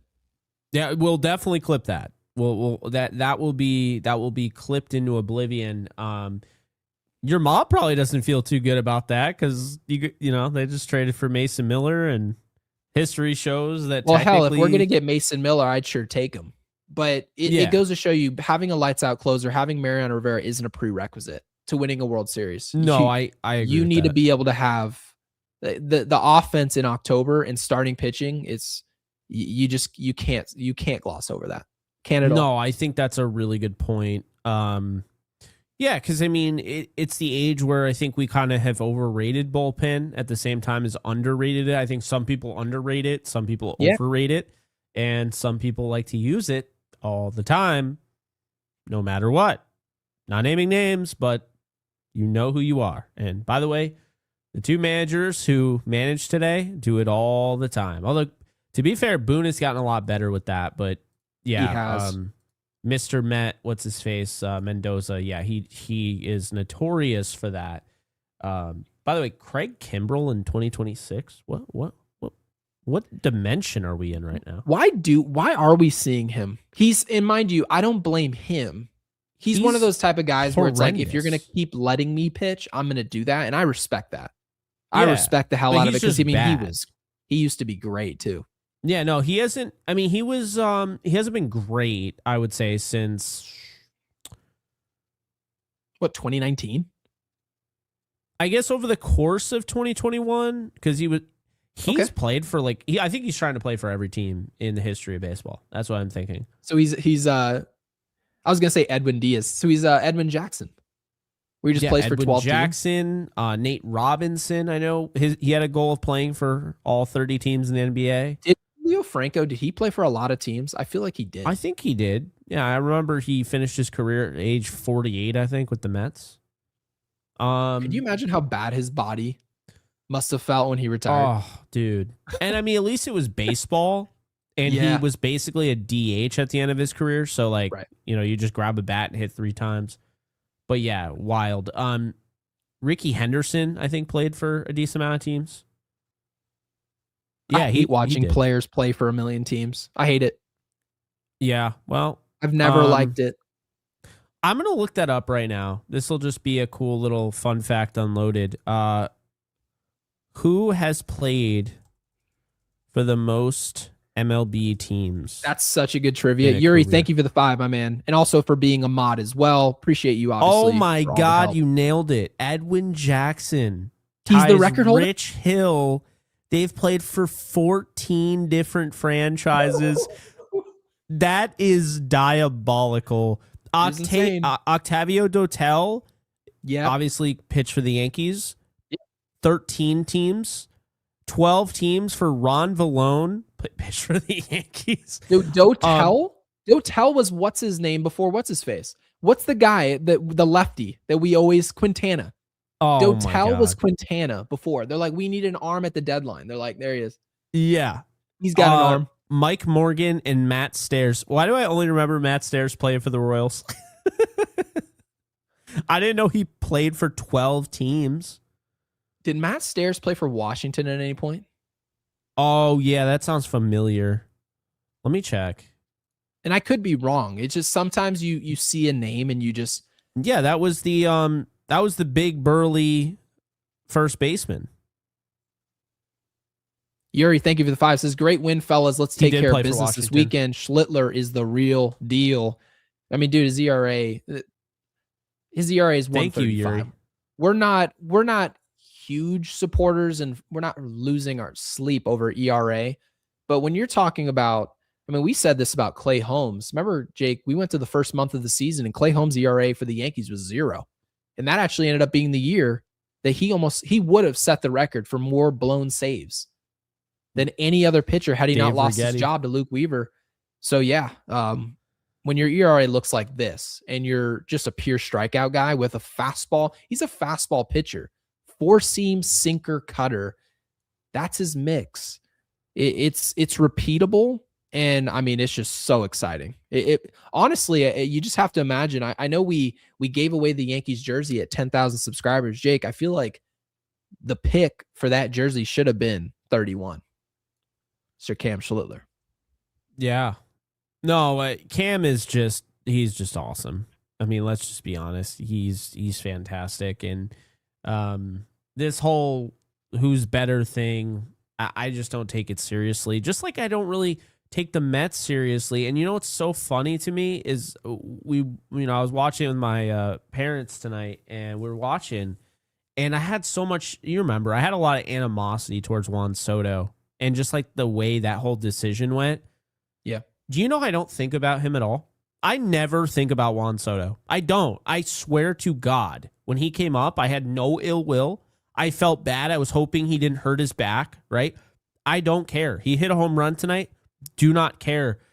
That's how I feel about McLean, okay? We watched him. Wasn't good enough in the WBC. He's not better than Cam Schlitler. You put it best on Twitter because apparently that's all Mets fans have to hold on to, which is pathetic, but whatever. McLean is great. He's got some insane stuff. But at the same time, just because the spin rate doesn't make him better. The woman in that video, because I watched the full video, the other two dudes were total buffoons. You could tell they just know nothing about baseball. They didn't bring up any reason why. Think about this. No, understand this. They didn't bring up anything about like Cam Schlitler. They're just like, yeah, McLean, he's this, he's that. Yeah. The woman brings at the end, she brings up how, well, Cam Schlitler, I believe, is going to be able to stay healthy. He's also pitched in the postseason, and she's right. He did pitch in the postseason. I didn't think the arguments were very compelling, but my biggest thing is you said it, and your argument was very simple. Cam Schlittler's better. He's also pitched in the postseason. He showed he could pitch in the postseason, was actually a difference maker, wasn't just a placeholder, Gary. That was the thing I will never forget. You texting me said, load up the thumbnail, put clutch, and we talked about, is Cam Schlitler like the real deal or whatever. That was that moment where we were really optimistic. I wouldn't even say cautiously. We were optimistic. We had a gem in him. That game against the Red Sox cemented his status in the league. He is right now right there with Paul Skeens. I think those are the 1 and 2 of the league. And then after that, I would say Yamamoto is number 3. And by the way, like Cam Schlitler was like pitching and hiding in game 2 and 3. I know. It was a winner take all. No, he was huge. We threw him the ball and we're like, hey, we're all freaking out here. And he's like, yeah, I don't know. I grew up a Red Sox fan. I'm about to shove. He wasn't worried at all. And then when you see 101, 102, he unveiled a sinker that night. We didn't see that coming. You didn't see that coming. No. Because he didn't do that the whole year. He was good, really good. And that's what we were excited for, is everyone would say, oh, this is what he could, 2 or 3 years from now, imagine what this could be. We don't have to imagine. You don't have to have an imagination anymore. It doesn't have to get any better. When your ERA is under 1.5, we're talking about 134, 135, and you're pitching in big winner take all, winner go home postseason games, and someone tosses you the ball and you dominate double-digit Ks. You just don't come off the mound at all. I think it was 8 full innings against a really good Red Sox team at the time. There's nobody who's 10 games under 500 who's a better pitcher than you. They don't have the necessary experience to physically be better than you. That's how that works. So if 100%. If you want me to tip my cap towards you of being the better player in New York, then play for a better baseball team. And then we're going to see what you look like under pressure situations. And if you come through, I'll gladly yield the conversation. But that's not the situation we're in. Cam Schlittler plays for the Yankees, while the other plays for the Mets, who will never be in contention. I mean, the next time they're going to be in contention, Jake, you and I are going to be sitting here as podcasters. I'm probably going to be 37, 38 years old. I'm 32 today, right? It's at some point or another, you just have to acknowledge it's much easier to play and pitch in baseball games that aren't important as it is when everyone's worried and nervous and there's pressure and people are yelling and booing and screaming. Much harder to play in this type of environment. So yeah, Cam Schlittler, to say Yuri's right about being the real deal. He is everything that a big leaguer could be and right so now. Is Ben Rice, by the way. Yeah, and by the way, something that's actually more so that's a feather in the cap of Schlittler, even as opposed to a player who I think is the best pitcher in the game still, is Paul Skeens. Paul Skeens still, and I want to be fair here, he doesn't know what it's like to pitch in a major market. I believe he can do that, no questions asked, but he's still pitching in Pittsburgh. No one goes to those games. Nobody cares about Pittsburgh. Their local fans do, but you go to Japan, right? You go into Canada, you go overseas. Nobody's a Pirates fan. It's a different realm pitching for a franchise like that as opposed to what Cam Schlittler's doing in the Bronx. So want to make sure everyone understands the full scope of what it is Cam Schlittler's dealing with. And as far as all these comparisons, I mean, we can just kiss those. By the way, I see like Otani clears Yamamoto in the comments section and that I'm wrong. Respectfully, I just think Yamamoto doing what he did in the postseason has to be recognized in this discussion. Oh, it just has to. What he did in the World Series, by the way, you can make the argument that he's the best pitcher in the world just off of clutch gene alone. It was insane. Are you kidding me? He shouldn't have worked like that. He should have been able to work like, but also that goes to show you how the Japanese pitchers just have a different level of prep, and it shows up. And they're just built different. The Yankees apparently just don't want to add one to their team. I don't know why, but it is a little shocking, by the way, that Yamamoto was ready to go after 2 days rest. That part is already ridiculous in itself. But if you actually look at the culture in Japan, they're used to pitching in 6-man rotations, which actually prioritizes actual rest. And then he gets to America and he's like, yeah, you remember the 6-day rotation where I pitch literally once every 6 days? Yeah, I'm going to pitch tomorrow. And you saw the look. You saw the look on what's his name's face. Well, the guy who closed for him. Who was what's his name? The young pitcher. Oh, Sasaki. He couldn't believe it. Roki Sasaki, his head, he looked like his head was about to pop off his shoulders. When he saw Yamamoto grab his glove and start to warm up, I don't understand. That's what I want to see. Whether you win or lose, like, do you remember when Matt Harvey was like, oh yeah, I want to go back out there. I want to pitch. I want to continue pitching. Yeah. He's trying to have his moment, even though it didn't work against Kansas City, I believe in 2015. I still love to see that type of stuff because at least you're like setting the tone for not being afraid. And he didn't seem afraid. Donald, thank you for the 2, says, as well as the worst starting catcher in MLB now. No, not even close. For the reason that Jake brought up, he is the #1 defensive catcher in the game. So whether you believe that is fine. You don't have to, but nobody analytically where it says you're the literal best at something, they're not bad at it. They're at the very least good. So he's a good defensive catcher. He's just not hitting, unfortunately. And he just needs to hit 7th apparently, and he'd be a pretty solid hitter. Jake, you are right. I mean, you can't be wrong. It's a literal stat. Slim Lewis, thank you for the 5, says good win. The next gen New York Yankees look good. Cam, Rice, and Jones. Always nice to see Mr. Spencer Jones, Jake's favorite prospect. He actually his busy. Dude, his vision, again, I was just saying this the other day, his batter's eye. Like, I know Ninja was saying the 35% K rate. Yeah. Watch him. Like, let's forget about what he did in the minors. He's here now, okay? Look at the pitches he's taking. It's not like he looks raw. Here's how I will, in a nutshell, just explain what Spencer Jones is. He is an above average defender, very good chance of being an elite defender someday. He is a physical specimen that can get down the first baseline as fast as just about anybody on the team, which is crazy, right? He has this giant body, so it makes the strike zone tougher for him. He doesn't really extend the strike zone. And he did today, obviously, because he got into the thick of things and you had the high heat and it was almost like a competitive thing there. But he takes some really close pitches. And really, the one reason why Spencer Jones, I would say, is raw is because his swing is so long. That's his biggest issue right now.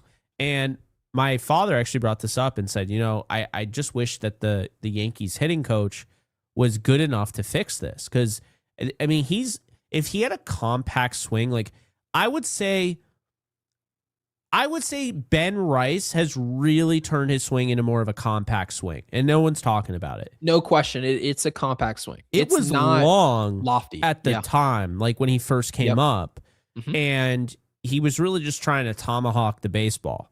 Do you remember the game that you identified that his swing was tomahawk? Do you remember that? Do you remember the exact game where you brought up the 3 home runs? Thank you. Yes. Very next day. So you actually talked about his swing that day. It's one of those things where Spencer Jones does not have a pretty swing right now, at least not with that broadcast view. I think at the side view, I think it shows a little bit of a different thing, but the broadcast view, it makes it look kind of ugly. Mm-hmm. Here's my thing, okay? If he shortens that swing, he doesn't have to swing that hard. He's swinging like he needs to swing hard, and he's like Jose Altuve. Dude, he's so big, he could have his 70% swing, and he's still going to hit it 114 off the bat. Do you have his analytics? Not analytics, but just the remember how earlier today you were talking about Aaron Judge and how hard he's swinging the bat? Do we have the numbers of actually the bat speed of Spencer Jones? Because I think maybe we don't have it yet, but if we did, I feel like it would be nice to see. It's 76.6 miles per hour average, which is insane. It's definitely, I would say it's close to like 92%. It's not 92 percentile. It's not what is it? He's not qualified for it yet, so I don't have that. But I have the bar. His hard hit percentage is 66.7 all the way 100%. And then average exit velo is 93.5, which is in the 90th percentile. So, I mean, like, the walk rate, by the way, is 100 percentile. I'm more concerned with Spencer Jones if he's clearly over swinging, which is completely understandable given the situation. I don't want to make it seem like he's been here for 12 months and I'm trying to identify he's been over swinging all year. It's not that. It's honestly more of a situation of identifying kind of the point that you're bringing up. Spencer Jones is 6'7". Mm-hmm. You don't have to give us 100% swing. No, and this is just like golf. A lot of people think that you watch professional golfers and you watch them hit a drive 330 yards. They watch Rory McIlroy go win back-to-back Masters championships, and they're like, oh, he drove this ball 335 yards. He must be just letting it go. He must be giving this 95, 100% swing where he's putting everything he can into this drive to get it to that point. No, those guys, the Rory McIlroys, right? The Scotty Schefflers, the Tiger Woods in 2002, if those guys give you 100% swing, they're driving the ball 370, 365. They're bombing it. And part of what makes you better is understanding how to dial it back. A clear example of this is you look at a player by the name of Jazz Chisholm. He had 3 knocks today. We're glad to see that. Yeah. Jazz Chisholm's an objectively better baseball player when he swings and he does less. When he is swinging less hard and not trying to hit the ball a mile, he's 1,000 times better. And another thing that's funny about it, Jake, he hits more home runs when he's not over swinging, which is hilarious to say. But that's just how the game works. You swing as hard as you can in golf. Oh, I'm going to kill this. You never kill it. It's a ground ball. It's never good. That's the name of this game. And I want to finish Slim's super chat just so make sure everything is read here. He says, I think Bood made a mistake letting Cam pitch in the 7th. Well, Jake actually wanted him to continue on. Actually, that was your take. And Bednar in the 9th, wasting bullets. I agree on Bednar not pitching in the 9th. That was wasting bullets. Jake, to your point, you said Tim Mountain should have pitched. But would you have been okay if Cam came out early, the way that Slim mentions? No, I would have been pissed. I thought he should have finished. And he had 2 outs. I felt like that at bat was so close, and then Boone comes out and pulls him. I hated that. I absolutely hated it. He's your ace. Just let him continue. It's 105 pitch count. I don't care. I don't care. I'm so over the pitch count, man. I really am. And we've already debunked this entirely because these guys throw like 40 warm-up pitches. So it's like I'm just over the whole pitch count thing. I think it's way too overblown. And if the pitch counts are so great, then why is Max Fried going on the IL for a bone bruise as a pitcher? Why is pretty crazy Tommy John being had by Garrett Cole in the first place? Why is Carlos Rodon dealing with bone chips in his elbow? These guys are going to get hurt regardless. I think I'm not saying that there's nothing to the pitch count, but I am going to tell you that I think pitch count is incredibly overblown. And I think just about every one of these ace quality pitchers, I'm not talking about bottom of the barrel, but ace quality could go 120 without an issue. Can I actually bring up this? Here's where I think the game should go. Mm-hmm. Right now, I believe pitch count is too black and white. You have thrown 110 pitches, therefore X, right? Draw a conclusion. You've thrown 90 pitches, therefore Y. How about this? Pitch count should be an equation. And I know that it sounds counterintuitive because I hate equations in baseball, but take it like this. If you watch a pitcher who has a no-hitter going all the way into the 8th inning, were those high-stress pitches? No. He was in the windup the whole game. That's a great point. Nobody was on base. He probably, if the longer you go into a game, you have to imagine the first couple times through the order, you probably only use 2 pitches, right? And in Cam Schlitler's situation, it's really strictly sinker, cutter, four-seam fastball, occasional slider. Now, if you watch Cam Schlitler, and we watched last year against Toronto, where leadoff single, right? 0, no outs, walk. Man on first and second, he's in the stretch. Ground ball single in the right field with bases loaded, nobody out. Okay, he's going back out of the windup. He's trying to get out of a jam. Those are high stress pitches. First Great pitch point. breaking ball, right? Completely agree. Head of a count, 6 foul balls. Having to reach back, 101, 102, trying to rev up his fastball. This is where the human element comes in. You should be able to watch your pitchers and say, yeah, I watched them throw 100 pitches, but those were low stress pitches. Maybe 20 of them were out of the stretch against one of their better hitters. He was having to go multiple breaking balls in one at bat, right? Multiple foul balls. 2 black and white. We need to look at some of these situations and just realize it's fluid. Cam Schlitler at 105 pitches, he may be perfectly fine to go 115. The very next start, he might play Tampa, the best fastball hitting team in the league. He might have 93 pitches and be exhausted in the 6th inning. Not all pitches are the same is what you're saying. They're not all the same. And we all know this at our heart of hearts. We know this. This is just baseball 101. Sometimes you have to work for those outs, and sometimes they come much easier. Pitch count is so deceiving, in my opinion. And to credit Aaron Boone here, he did at least go over 100 pitches, so I'll be happy with that. And he was trying to get through that 7th inning clean. But obviously, once you saw the walk, I think he was a little scared off trying to go that length, and I understand it. But we didn't exactly love who they went with.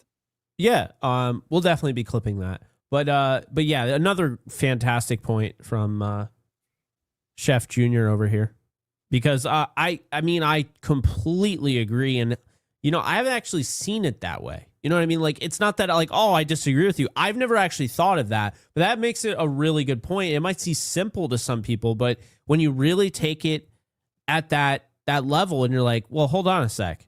If you're throwing a no-hitter, obviously there's some people that would be like, oh, they have a lot of pressure giving up a hit. Pressure, yeah. It's really not that much pressure. Like, it is pressure, but it's not the same as I have bases loaded the entire game. We've seen when Will Warren gets lit up early on in a game, he looks like he's about to die. Yep. Doesn't he? How about Aroldis Chapman? Do you remember Aroldis Chapman's outing when he's just drenched? Oh, the dude. The dude's just like... Rodon's always... Yeah, like, we've seen it, right? Yeah. But yeah, it's so funny because Cam, no matter what, looks really calm, cool, collected. So it's just like, man, I don't know. I would never have taken Cam out without letting him finish that inning. And I'm sure he was kind of like, I wanted to finish the inning. It worked out, but just because it worked out doesn't make it the right decision. And I understand people are going to push back on that, but I stand by it. That's why I always text Gary if I'm really adamant about a certain, okay, he's pulling him here or he's bringing this guy in. I'm going to say I agree with this move or I don't agree with it. And then regardless of what happens, I'm going to stand by what I said because I believe in this moment, this is how it should be. For instance, you should never put Craig Kimbrell in a game in 2026, but that's neither here nor there. That's ridiculous. Go Yankees. Thank you for the 10. Says, great show, guys. Impressed with Jones at bats. Once JD is healthy, I want to have him at leadoff. Interesting. Says, my biggest gripe of today is Jones was not in center field. That's actually the second time we've seen that in the past week. And we've talked about that, Jake. Given the fact that's his strength in center field or left field, says we need to look at getting Jeffers as a catcher. We did make that clip. That was our first clip in a while. And the clip did well. So guys, have you seen our numbers? Apparently, during the show, we're at 58 now for subscribers. 11,358 now. So it's gone up by like 13. Beautiful. So basically what you're telling me is that YouTube rewarded us for doing a standalone video, which is ridiculous that there's algorithms in 2026. How about this? If I'm 1,000 people, just show it to people. If 1,000 people, and I know it sounds counterintuitive to tell people that you think you have a good podcast, but I know we have a good podcast here because I can look at the audience. And if you can go into the audience, it's going to reflect how good they are with how good the show is. That is the same for any form of entertainment. If you want to know if the show's good, pay attention to who the audience is. And I'll tell you right now, our audience is awesome. Our audience couldn't be better. If there's 1,000 people in a room and 998 of them are like, this is awesome, show it to 50,000 people.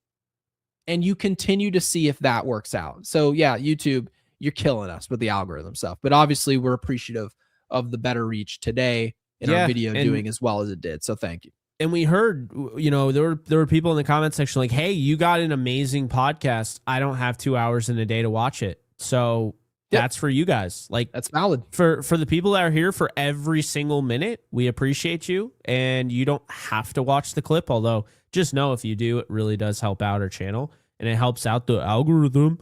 But yeah, I think that's what we're going to do from now on. And I think what we're going to do with those clips is we're going to do them not just on off days, but just in general. I think we're going to try and do at least one every single day following the whole show.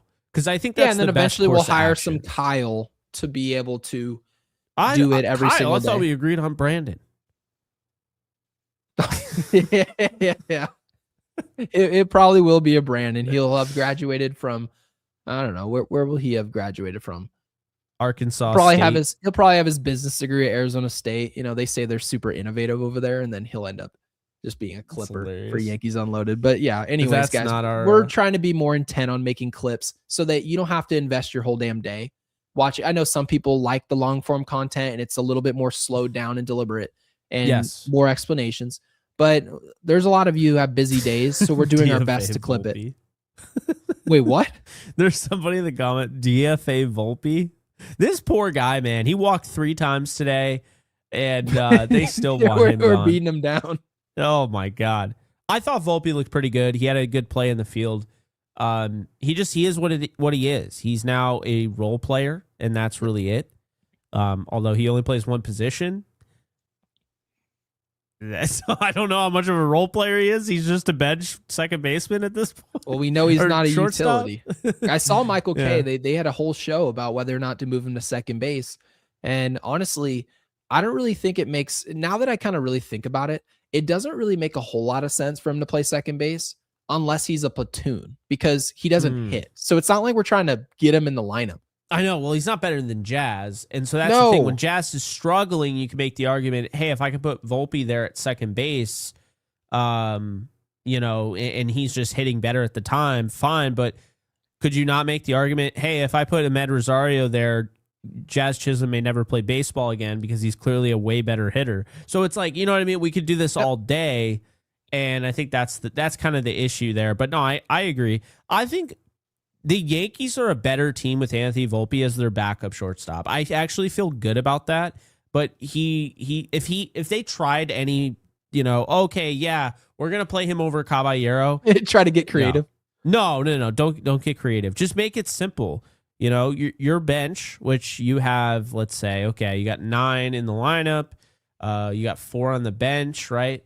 So your 4 bench players should be Goldschmidt, Rosario, but he shouldn't be on the bench. It's stupid that he is anyway. You think he should be at third base? That's right. Yeah. And then Volpe, and then wild card. So like, who is that? Is that Spencer Jones? Because like, it also depends, Gary, when Stanton comes back, like when Jason Dominguez comes back. Like, let's talk about real quick. You got catcher Austin Wells. You got first baseman Ben Rice. You got second baseman Jazz Chisholm, shortstop Caballero, third base Ryan McMahon. Left field is going to be probably Cody Bellinger. Center's probably going to be Trent Grisham, maybe / Jason Dominguez. I guess we'll see, but they also wouldn't play him there anyway, so never mind. And then you have Aaron Judge in right, and then your DH is Stanton. So then after that, who's on your bench? I think it's probably Volpe, Goldschmidt, and then you need a backup catcher. I think they could take Rosario off of this team when push comes to shove, and then just say our backup catcher is Ben Rice. Well, you could, but I mean, I still think they should trade for Jeffers, and I actually think it's a possibility. God, yeah. It is a possibility. That'd be, and Jeffers doesn't have to start. Let me make that very clear. He doesn't have to start. I just need a right-handed bat. I can't have Austin Wells against a lefty. That is the dumbest thing you could do. Dumbest. I would say though, Jake, Jeffers is a good enough fit. Whereas as much as we've said about Austin Wells being 100th percentile defensively, I start a catcher every day if he's hitting 300. I'm sorry. Well, I agree with you there. Because he's statistically, it's just too good. You got to play at that point. You can't tell me. Well, and you're probably going to give up enough where let's put it this way. The same organization that won't take Trent Grisham out of the lineup hitting 169 won't even take him out of the leadoff hole hitting 169 because they paid him $22 million.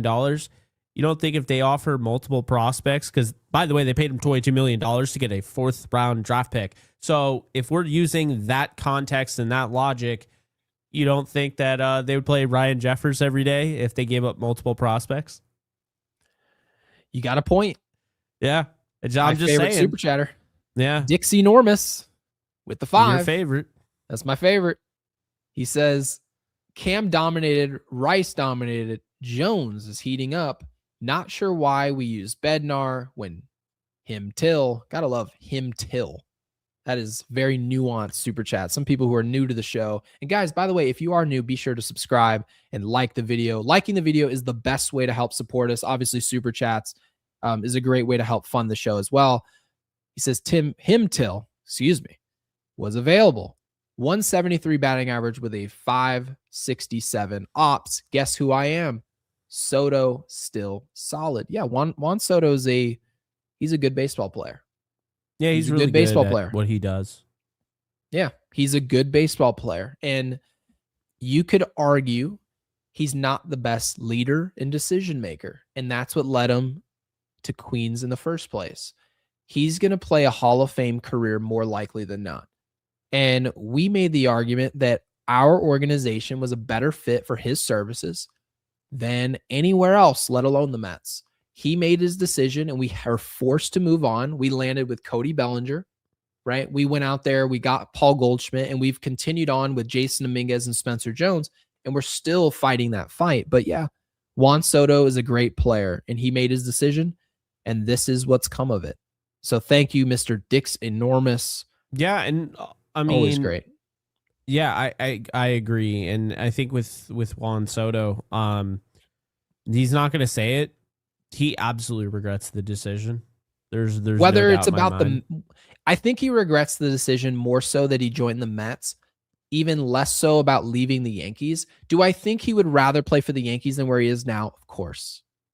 Everyone knows that. Part of me But sees him as somebody that kind of misses the camaraderie that this team had, because one thing I keep hearing and keep seeing no matter what is that this clubhouse is always wicked close. Like, this is a really good clubhouse to be a part of. Do you remember the last time we had issues in our clubhouse? Like, do you remember any time they said that? Well, Aroldis Chapman, and then they just took him off the roster, if you remember. They're like, you know what? This guy's not great. We're getting rid of him. But then you look at DJ LeMahieu, right? You look at Josh Donaldson. Some guys, they at one point in their career, right? Josh Donaldson, his entire tenure as a Yankee, and DJ LeMahieu, the back half of his career as a Yankee, or say the back quarter. And they weren't giving us production, but they stayed on the roster. Why? Because of their fit in the locker room. Yet, how many players that play for the Mets right now are going to be in there strictly because of what they were in the locker room? Francisco Lindor is literally arguing with players on the team over politics.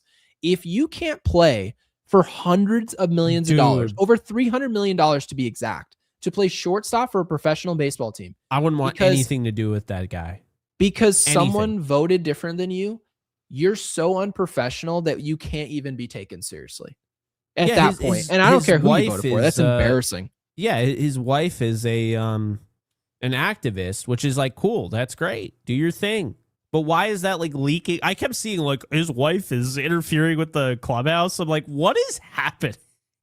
Like, your wife shouldn't matter in the clubhouse. She's not important. Like, how is that ever happening? I don't care what side of the aisle you're on. That's insane. It's like, and how do you not get like rubbed the wrong way there? You know what I mean? Could you imagine if Ashley Rodon was doing I was just going to say, yeah. And mind you, she's been nothing but a bright spot. No players' wives, players themselves have any problem with anything she says. No. How can you justify someone's wife being a factor in the clubhouse? It's the second your wife is like having any type of opinion in the clubhouse, you're already wrong.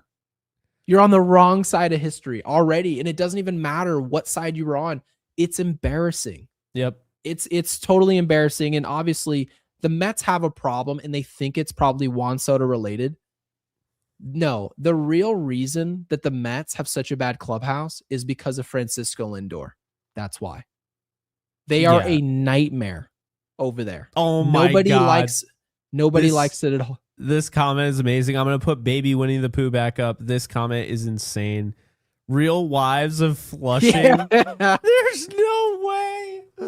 Oh my God. That's awesome. Amazing. I love this. I love this so much.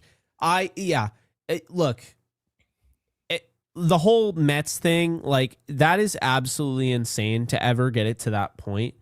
Also, this is why when everyone's like, not everyone, but like, you know, the Yankee fans, I know I saw that. The Yankee fans on Twitter who are always like, oh yeah, we need to go and get this player and this player and this player. And you know how many of them want? Some of them literally want Francisco Lindor because of this. I'm telling you right now, that would not assimilate in their culture at all. That would be a major because they want turn-off. People who they're more so paying attention to like what side they're on and not acknowledging the very concerning reality that it doesn't really matter what your opinion is. What matters is if you're not professional enough to do your job while being amongst people with differing opinions. That completely is agree. the only important factor here. So that is the reality of this. You can't be a good leader and also be just disruptive when you find out people don't agree with you on the way life works. That's just my 2 cents. And obviously we're not going to go too far. No, but I agree. Things. I mean, it's ridiculous. And bringing that into your workplace is completely they're like getting rid of players over it. Baby Winnie the Pooh with the 5, really appreciate it. Says, guys, I swear I can't stand Austin Wells taking it bat anymore. It's always an automatic out. Right now, he is an automatic out. That's a fact. I love the ad. However, try to take it from the standpoint of that he should just be hidden at the bottom of the lineup and you just pray he doesn't come up in a big situation. He'll hit a home run every once in a while. We'll be happy when he does it. He's there to play catcher. He's there to catch and command this rotation, which he's done a pretty nice job of. He's a great blocker. He's the number one framer in baseball. Hit him. The analytics are off the charts. The eye test is off the charts. He just can't do all the stuff that's fun to watch, like hit. So, well, he's the biggest tease I've ever seen because we thought we had something special with him, and now here we are. Like, what was that? 2024 in August, correct? Yeah.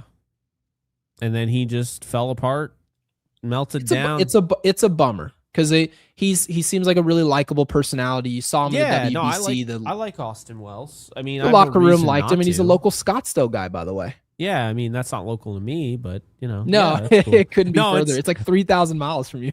I do that. No, I get that all the time covering the Rams. Yeah. People will be like, he's a local guy. I'm like, first off, you live in California. Almost half the country is California. So that's not saying a lot when you're like, oh, he played it. Yeah. It's like, do you know how many guys were local to California? Like, I always get a kick out of that. Like, no. I do hate when they say this guy's he's going to the Rams, or like he's an LA guy. I'm like, oh, whoop-de-doo. There's freaking a billion people there. No, join the club. No, it cracks me up because it's like a real local guy in my mind is coming from upstate New York. Find me, like, that is a local guy. Like, yes, we were talking the other day about, Ian Anderson. Kevin Herter graduated with my sister.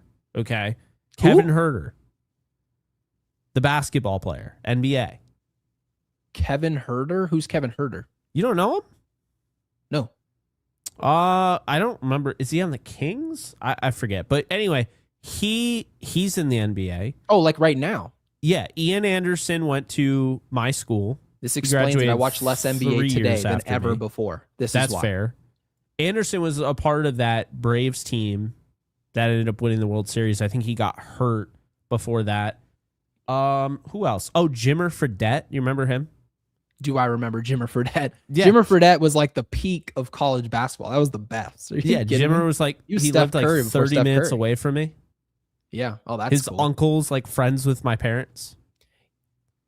And then Jeff Hoffman. Jeff Hoffman. You told me about that. His mom knows my mom. So like, So you've got some cool players, and I've got Austin Wells by my side. So no, okay, don't even give me that. You're talking about Scottsdale. I'm sure you got way more than Austin Wells. We do. I mean, I went to high school with Cody Bellinger, so that's my favorite player on the roster, and we went to high school together, so that's pretty cool. If you're doing the local, you got to do like, yeah, he grew up with me on a farm in Ohio. It's like, dude, if you're like he went to LA, like. It kills me every time. They do this with Kawhi Leonard. They're like, he's going to want to come play for the Lakers. I'm like, why? Well, he's a San Diego guy. I'm like, oh my God. San Diego is not even close to. It's San Diego. If you've ever been to San Diego, and Jake hasn't, by the way. No, I need to go. San Diego is one of the most comfortable places you'll ever go to in your life. It's nothing like LA, nothing close. And for those who have been to both places, even the weather's not the same. I'm telling you, man. It's ridiculous. And by the way, guys, if you can attest to that and you've ever been to San Diego, please drop it in the chat. Ninja Hot Dog with the 5 says Grish is inconsistent and overrated. Says, I think he was a waste, especially for the Yanks, who are really frugal, and there's a likely replacement 45 games in the season. Now, I don't agree. First and foremost, thank you for the $5 super. Thank you, Ninja. I believe Trent Grisham is going to be a weapon for the Yankees in the postseason, hopefully at the bottom of the lineup or off the bench. Now, mind you, hear me well. The analytics nerds are going to tweet to me because they're morons and think, because obviously they don't watch our show. They don't watch anything. They're not privy to literally anyone's show. They think that I'm rooting against Grisham and I don't think he can succeed in any role. Mm-hmm. But if you watch an hour and 49 minutes of this podcast so far, we talked about the situations that Grisham excels in. He excels with runners in scoring position. He's not a leadoff hitter, and he excels down the lineup. So guess what? Later on in the postseason of this year, Trent Grisham is going to have a big hit, a singular monstrous hit for the Yankees in October ball, as big of a situation as you can get. And they're going to tweet me and be like, what do you have to say now? And we're going to clip this show and send it to him. That's what we're going to do. Trent Grisham is a good player in a niche situation. That isn't that niche, Jake. Runners in scoring position. I know. I think I can find ways to use a player that doesn't hit when runners aren't on base. He's a leadoff guy. Maybe I can put him in a 5 or 6 spot where runners conveniently are on base. So yeah, Grish is inconsistent, but he's inconsistent because he's inconsistently utilized. I love that. And this, I think this episode really kind of, what is it, quits us? I would say it acquits us from this anti-Grisham narrative, because I think a lot of people think we hate him. I just hate seeing a 169 batting average at the top of the order. If he's hitting, because keep in mind, Spencer Jones was still in the lineup today. I think he should be starting in center field. Right. But I'm still, as long as Spencer Jones is in the lineup, I'm not really going to complain. I mean, I will say, and my dad brought this up, the longer Ahmed Rosario just chills on the bench, the more likely he's going to show up and he'll be cold when they need him.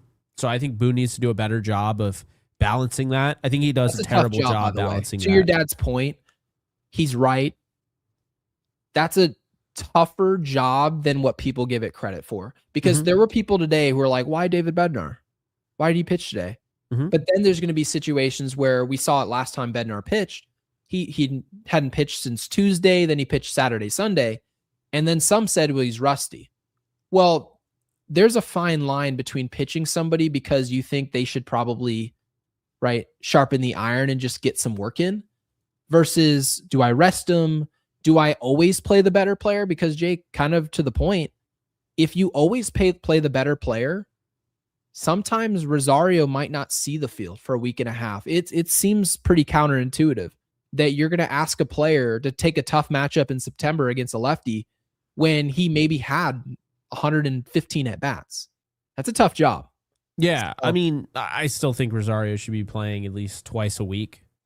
I agree with that at third base. Yeah. But they just love the defense they're getting at third. And I get it. At least that makes sense, because McMahon is playing for the same reason that Austin Wells plays. They're two gloves out there. They may as well just go up to the plate with their glove on their hand. But yeah, I still can't believe when I look at this lineup, I'm like, I can't believe how low these batting averages are. It's insane. I know.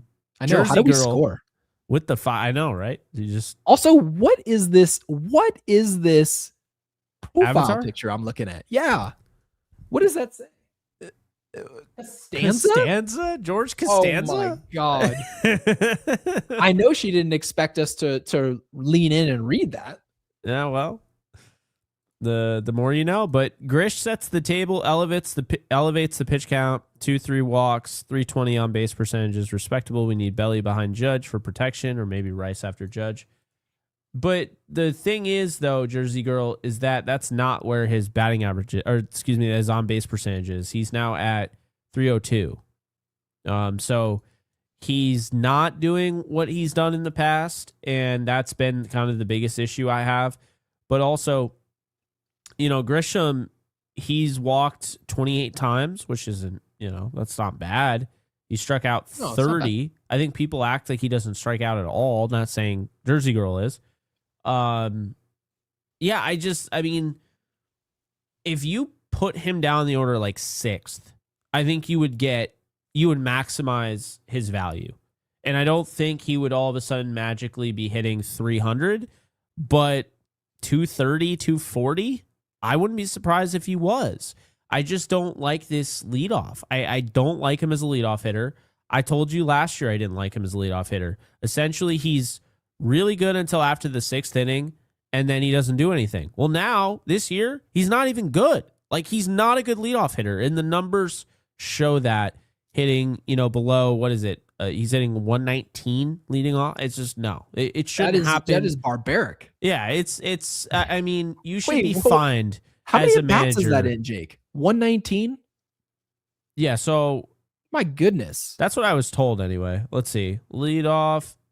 I mean, I have 135 here leading off. Oh, that's dismal. That's not good. 548 OPS, 19 strikeouts in 104 at bats. That's bad enough where you can't even bring luck into the conversation. That is just bad in every sense of that's the word. it's not what you want. And Paul Blackburn says sending some Oh my shots, God, not here he literally, is. but he was saying that Jersey Girl wasn't going to like this super chat. Thank you for the 5, Judgy. Paul. I can't. Grishy, Wellsy, Oh my cat. God, I this is hate this so just much. so dismal. So Paul, he says lead off Belly, which Jake and I really agree with. Yes. There's not an option, technically speaking, no matter who you put at lead off. They're a good enough player where you want them to hit lead off, but you're still taking them away from the 2, 3, 4, or 5 position in the lineup more than likely. Very, very seldom is a 7 through 9 hitter promoted to lead off. So you can always talk yourself out of any promotion to lead off. Let's be fair. He could also score from first, so I get Judge up and he doubles into the Belly's scoring. So He like is right off scoring. the rip, it's now 1-0. Congrats. You know, that's my favorite. When a guy can score from first base, he's already on my team. Bobby Yes, Witt Jr., same I'm here. telling you right now, if he ever comes available, I would send anything for him. I don't care what it is. You could send anything available. The whole system. You want to take every player on end of our system, go right ahead. But yeah, so he goes with Belly at leadoff, right? He likes the idea that he can be a power hitter. He can go to the seats. He's got the lefty on lefty splits, can still hit righties. We've seen that. The one catch to this, and I want to, so you get Belly, Judgy, Benny. Oh, Benny. Big G, Jazzy, Rosie, Grishy, Wellesley, and Cabby. This is so bad. I feel like I'm at the Teletubbies or like JJ the Jet Plane. The one thing I want to talk about here real quick, and we're not going to go at length with this. Cody Bellinger's had much worse numbers on the road as he has a Yankee Stadium. Do you lead off Cody Bellinger at home? And then when you go on the road, you go a different direction, maybe to a Paul Goldschmidt or maybe a different option. Do you lean into those stats? Because we do have those splits. Cody's not a great player on the road. He's been a little bit better this year, but it's still not great, not up to his standards. But if I keep him in that role, don't you think that changes? He doesn't have to think too much. He can just, essentially, he starts off the game. He knows what he's doing. He's not moving around second, third, fourth in the order. I can't say, right? I can't say because we've just never seen it. Yeah, I mean, I wouldn't. Here's what I would say. I'm not going in to a road game with the idea like, oh, Bellinger sucks on the road, so I'm only going to. No. He would be he would be my leadoff hitter until he showed that he shouldn't be my leadoff hitter, and that includes the road and at home. So this is valid because what else are you going to do with Belly? We don't go on the road and put Belly at 8. He's either going to hit leadoff or he's going to hit 2 through 5. Yeah, so, exactly. I guess I kind of answer my own question is that some people are worried about it, but what are you worried about? Cody I'm Bellinger more worried about everybody getting called the Rosie, Jazzy, Grishy, Wellesley. Yeah. Yeah, so I think Cody Bellinger's worth the task, and I think he's just worth given that opportunity. And then if you see Trent Grisham's not out of the lineup, he's still there, but he's in the 7th spot. I don't mind this at all. I really don't. This show has been absolutely insane, by the way. We've had over 350 people in here for most of the show. We're almost at 2,000 views for the episode. And if we don't have over 300 likes on this damn video, I'm going to be pissed. Wait, what? There's people who are like, oh, hell, that was a hell of a show. They'll leave a comment and everything and just leave without liking the video. Someone sent a high five for 100 joules. What the hell does that mean? What do you mean? It says viewer activity on YouTube. Somebody sent joules, and I don't know what that is. Let me Google what a joule is. I have a feeling that's $1. Yeah, but either way, that's cool. It is. How much is 100 joules on YouTube? I still can't believe they do joules. They do this on Twitch too. Yeah, it's just so dumb. I don't know why they do it, but it is. It's 50 cents.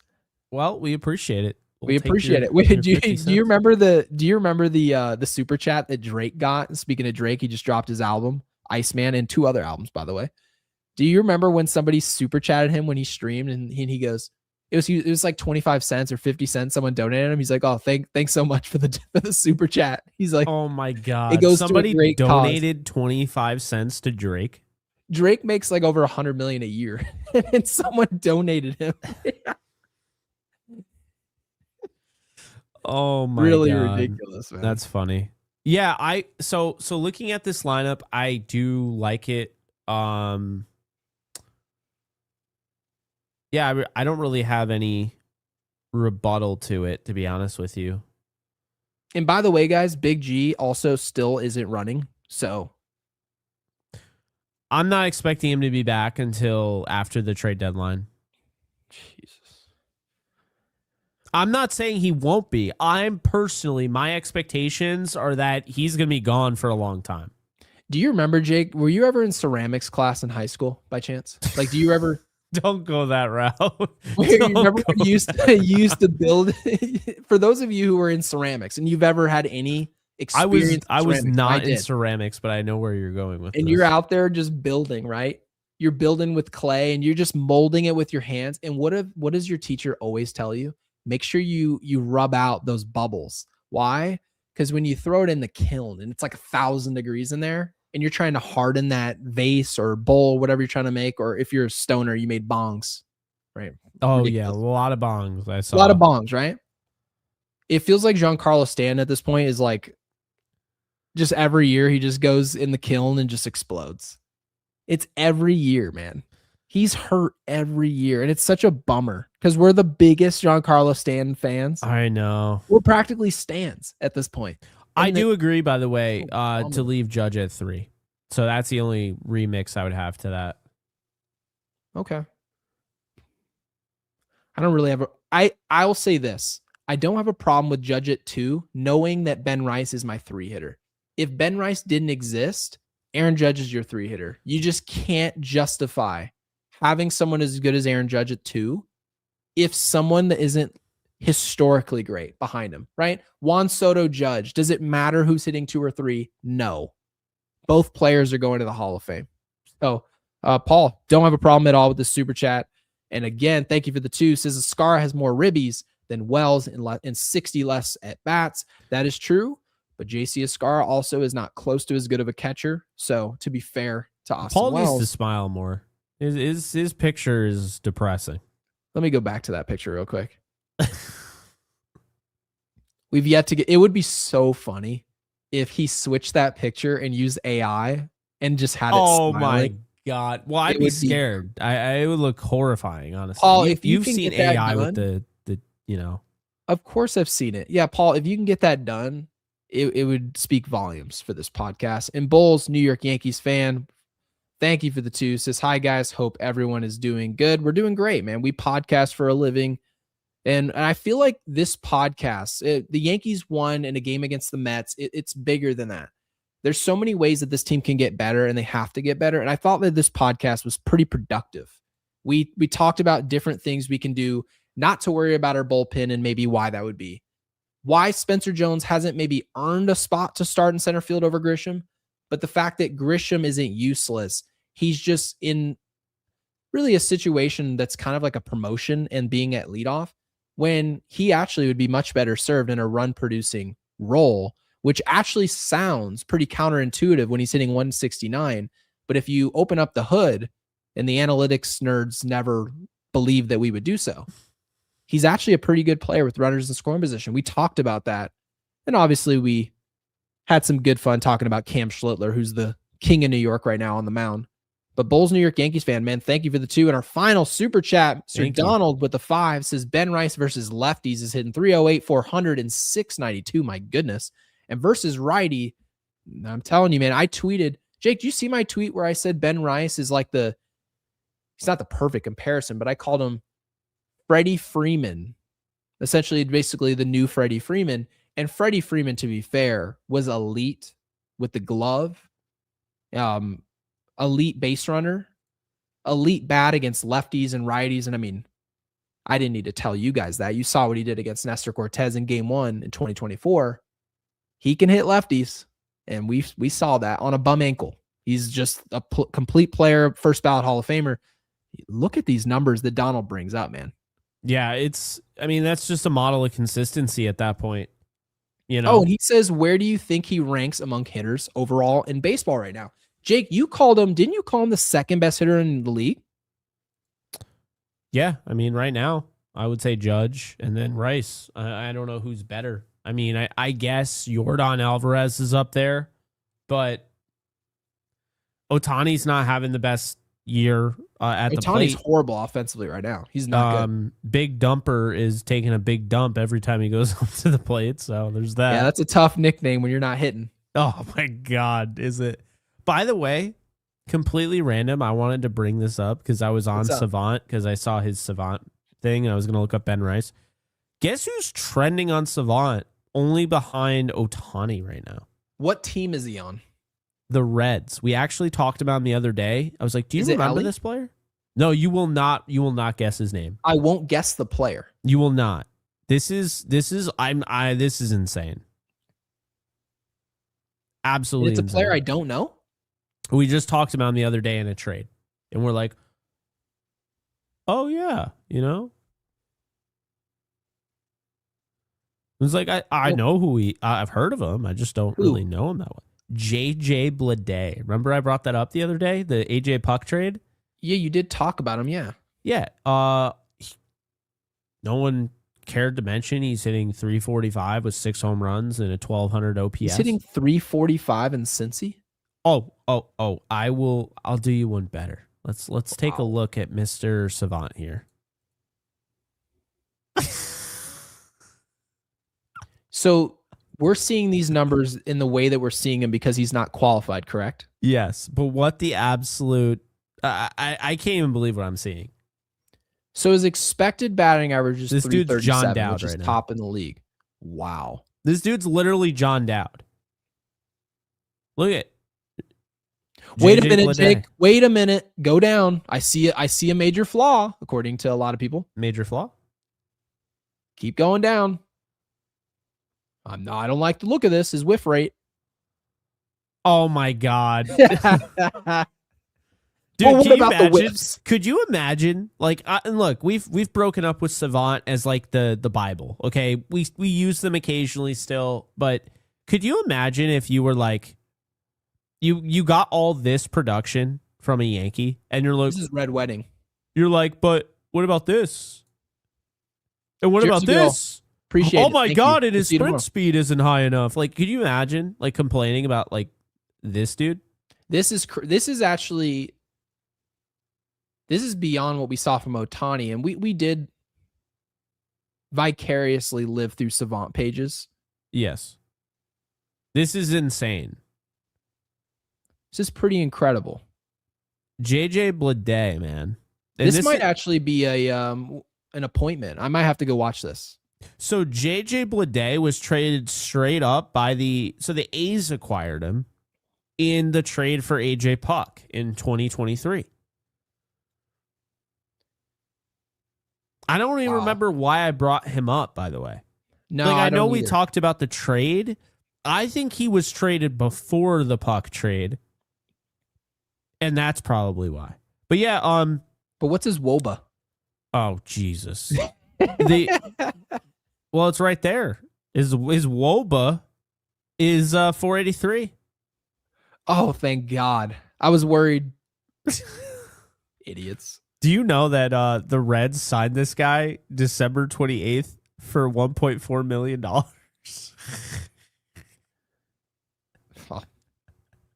Why have this guy when you can spend $22 million and have our guy? You know why I think I brought him up?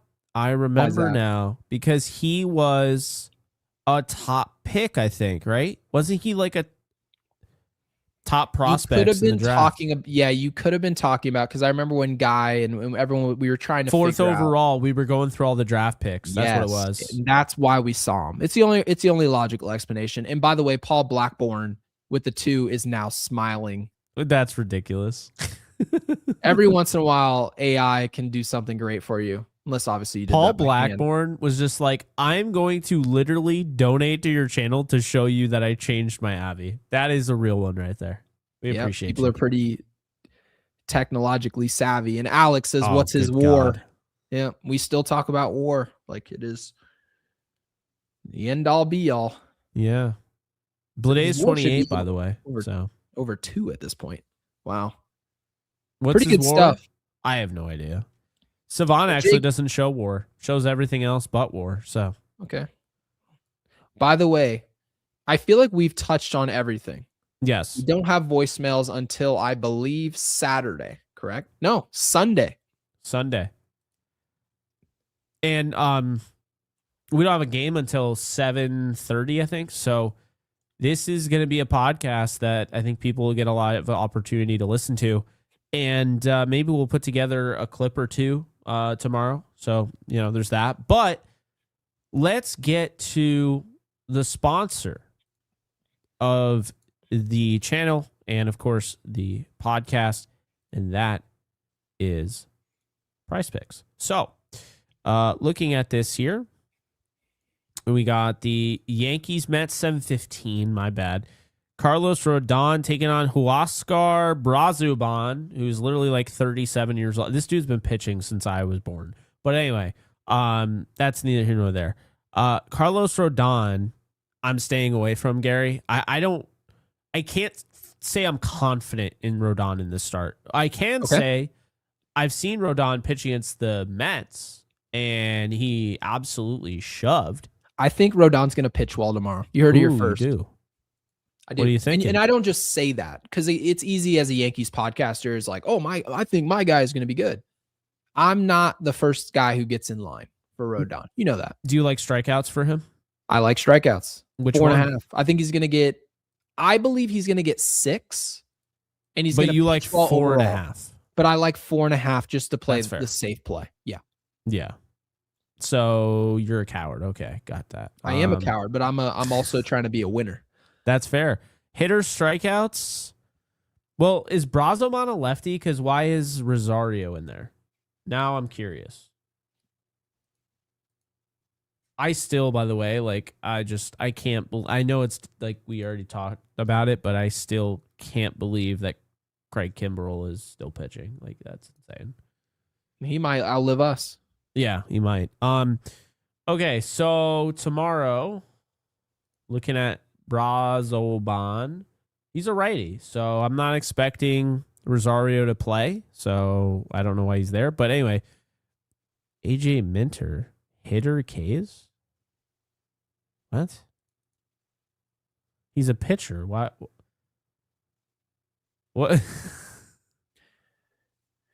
Get AJ off my screen. Give me. He's a pitcher. I don't even know why he's on the screen. So Aaron Judge is going to homer tomorrow. That's one. So you can put him on there. We're doing strikeouts first. I like Mark Vientos, by the way.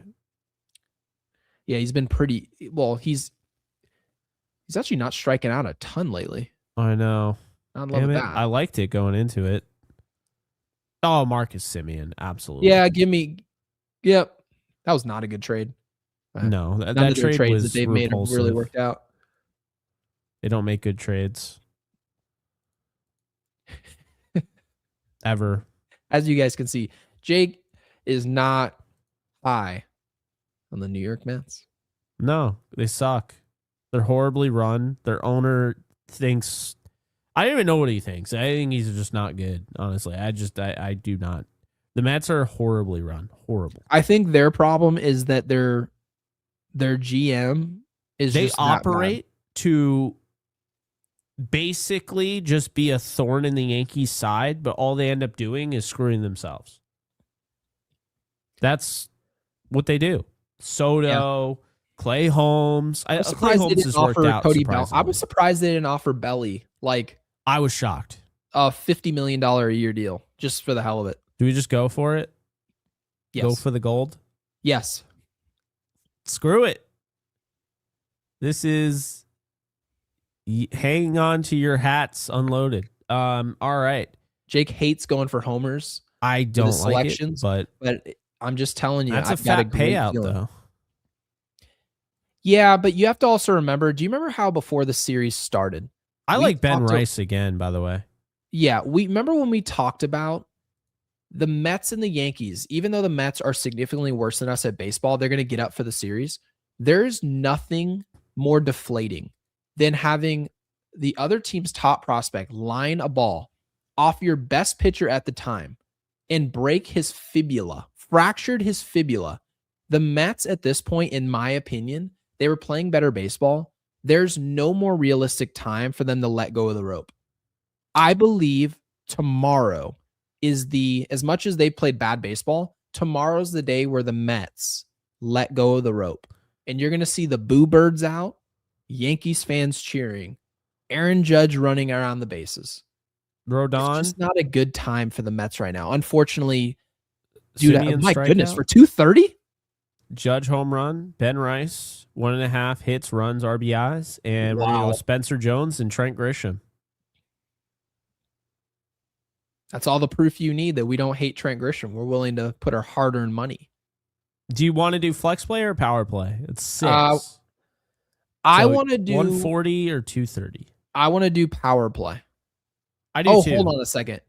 You want to do power play? I do, and here's why. Okay, because I feel like if you're going to go with 6, you have to have like a large explanation. So Rodon absolutely can get 5 strikeouts. Of course. Cam Schlitler had 9 today. Probably could have had more. The Mets are swinging at everything under the sun.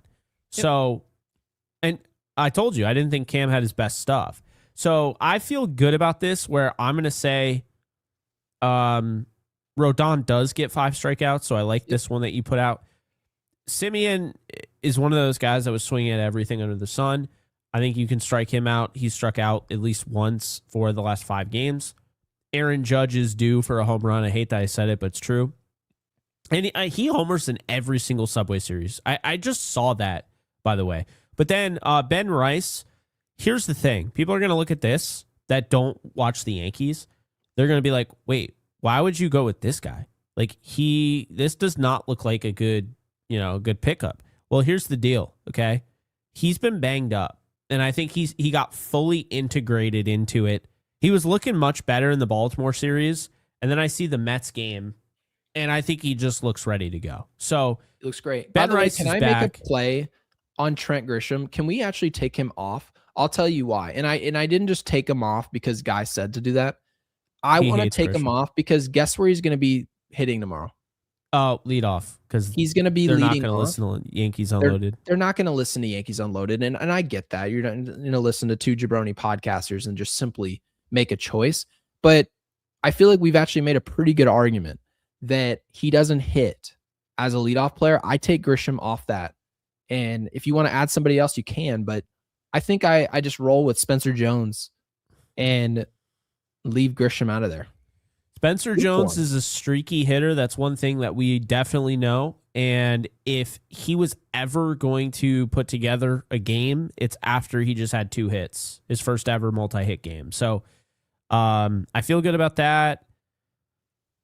Kind of feel like Jazz can at least get a hit in this one. Like he seemed like he woke up a bit in this, in this game.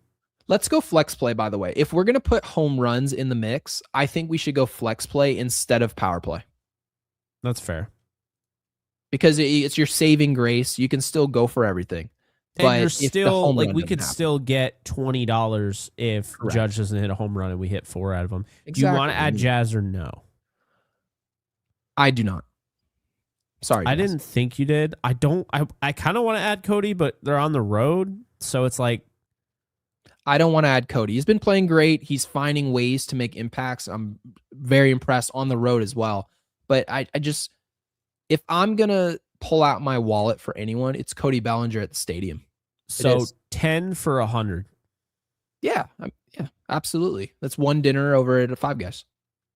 That's hilarious. So, guys, by the way, if you're going to tail these picks at meal. PrizePicks, it's the Lizzo meal. Make sure you guys use code HMA at sign up. You play $5, you get 50 instantly in lineups using said code. It is available in 40 of 50 states, most notably not Hawaii. So if you live there, start swimming. Start swimming is diabolical. Head over to the mainland, because they're not going to let you. But I've got a feeling about this play. I do. And I don't say that often, but tonight I will. I like it. Well, let's end the show here. Drop splits unloaded. Drop splits unloaded in the comment section, not in the live chat, but after you reload, splits unloaded, because we realize Trent Grisham's not a bad baseball player. He's just a bad hitter at leadoff. When they put him in the 7 spot and he's hitting with runners, I guess you can call them ducks on the pond, runners at second base, third base, less than 2 outs or 2 outs, doesn't matter. He's a much better player, and the numbers say so. So drop, splits unloaded. Be sure to subscribe. We do post-game shows after every single Yankees game, win or loss. And before you guys go, be sure to hype the video below in the comments if you see it and like that video. Like it.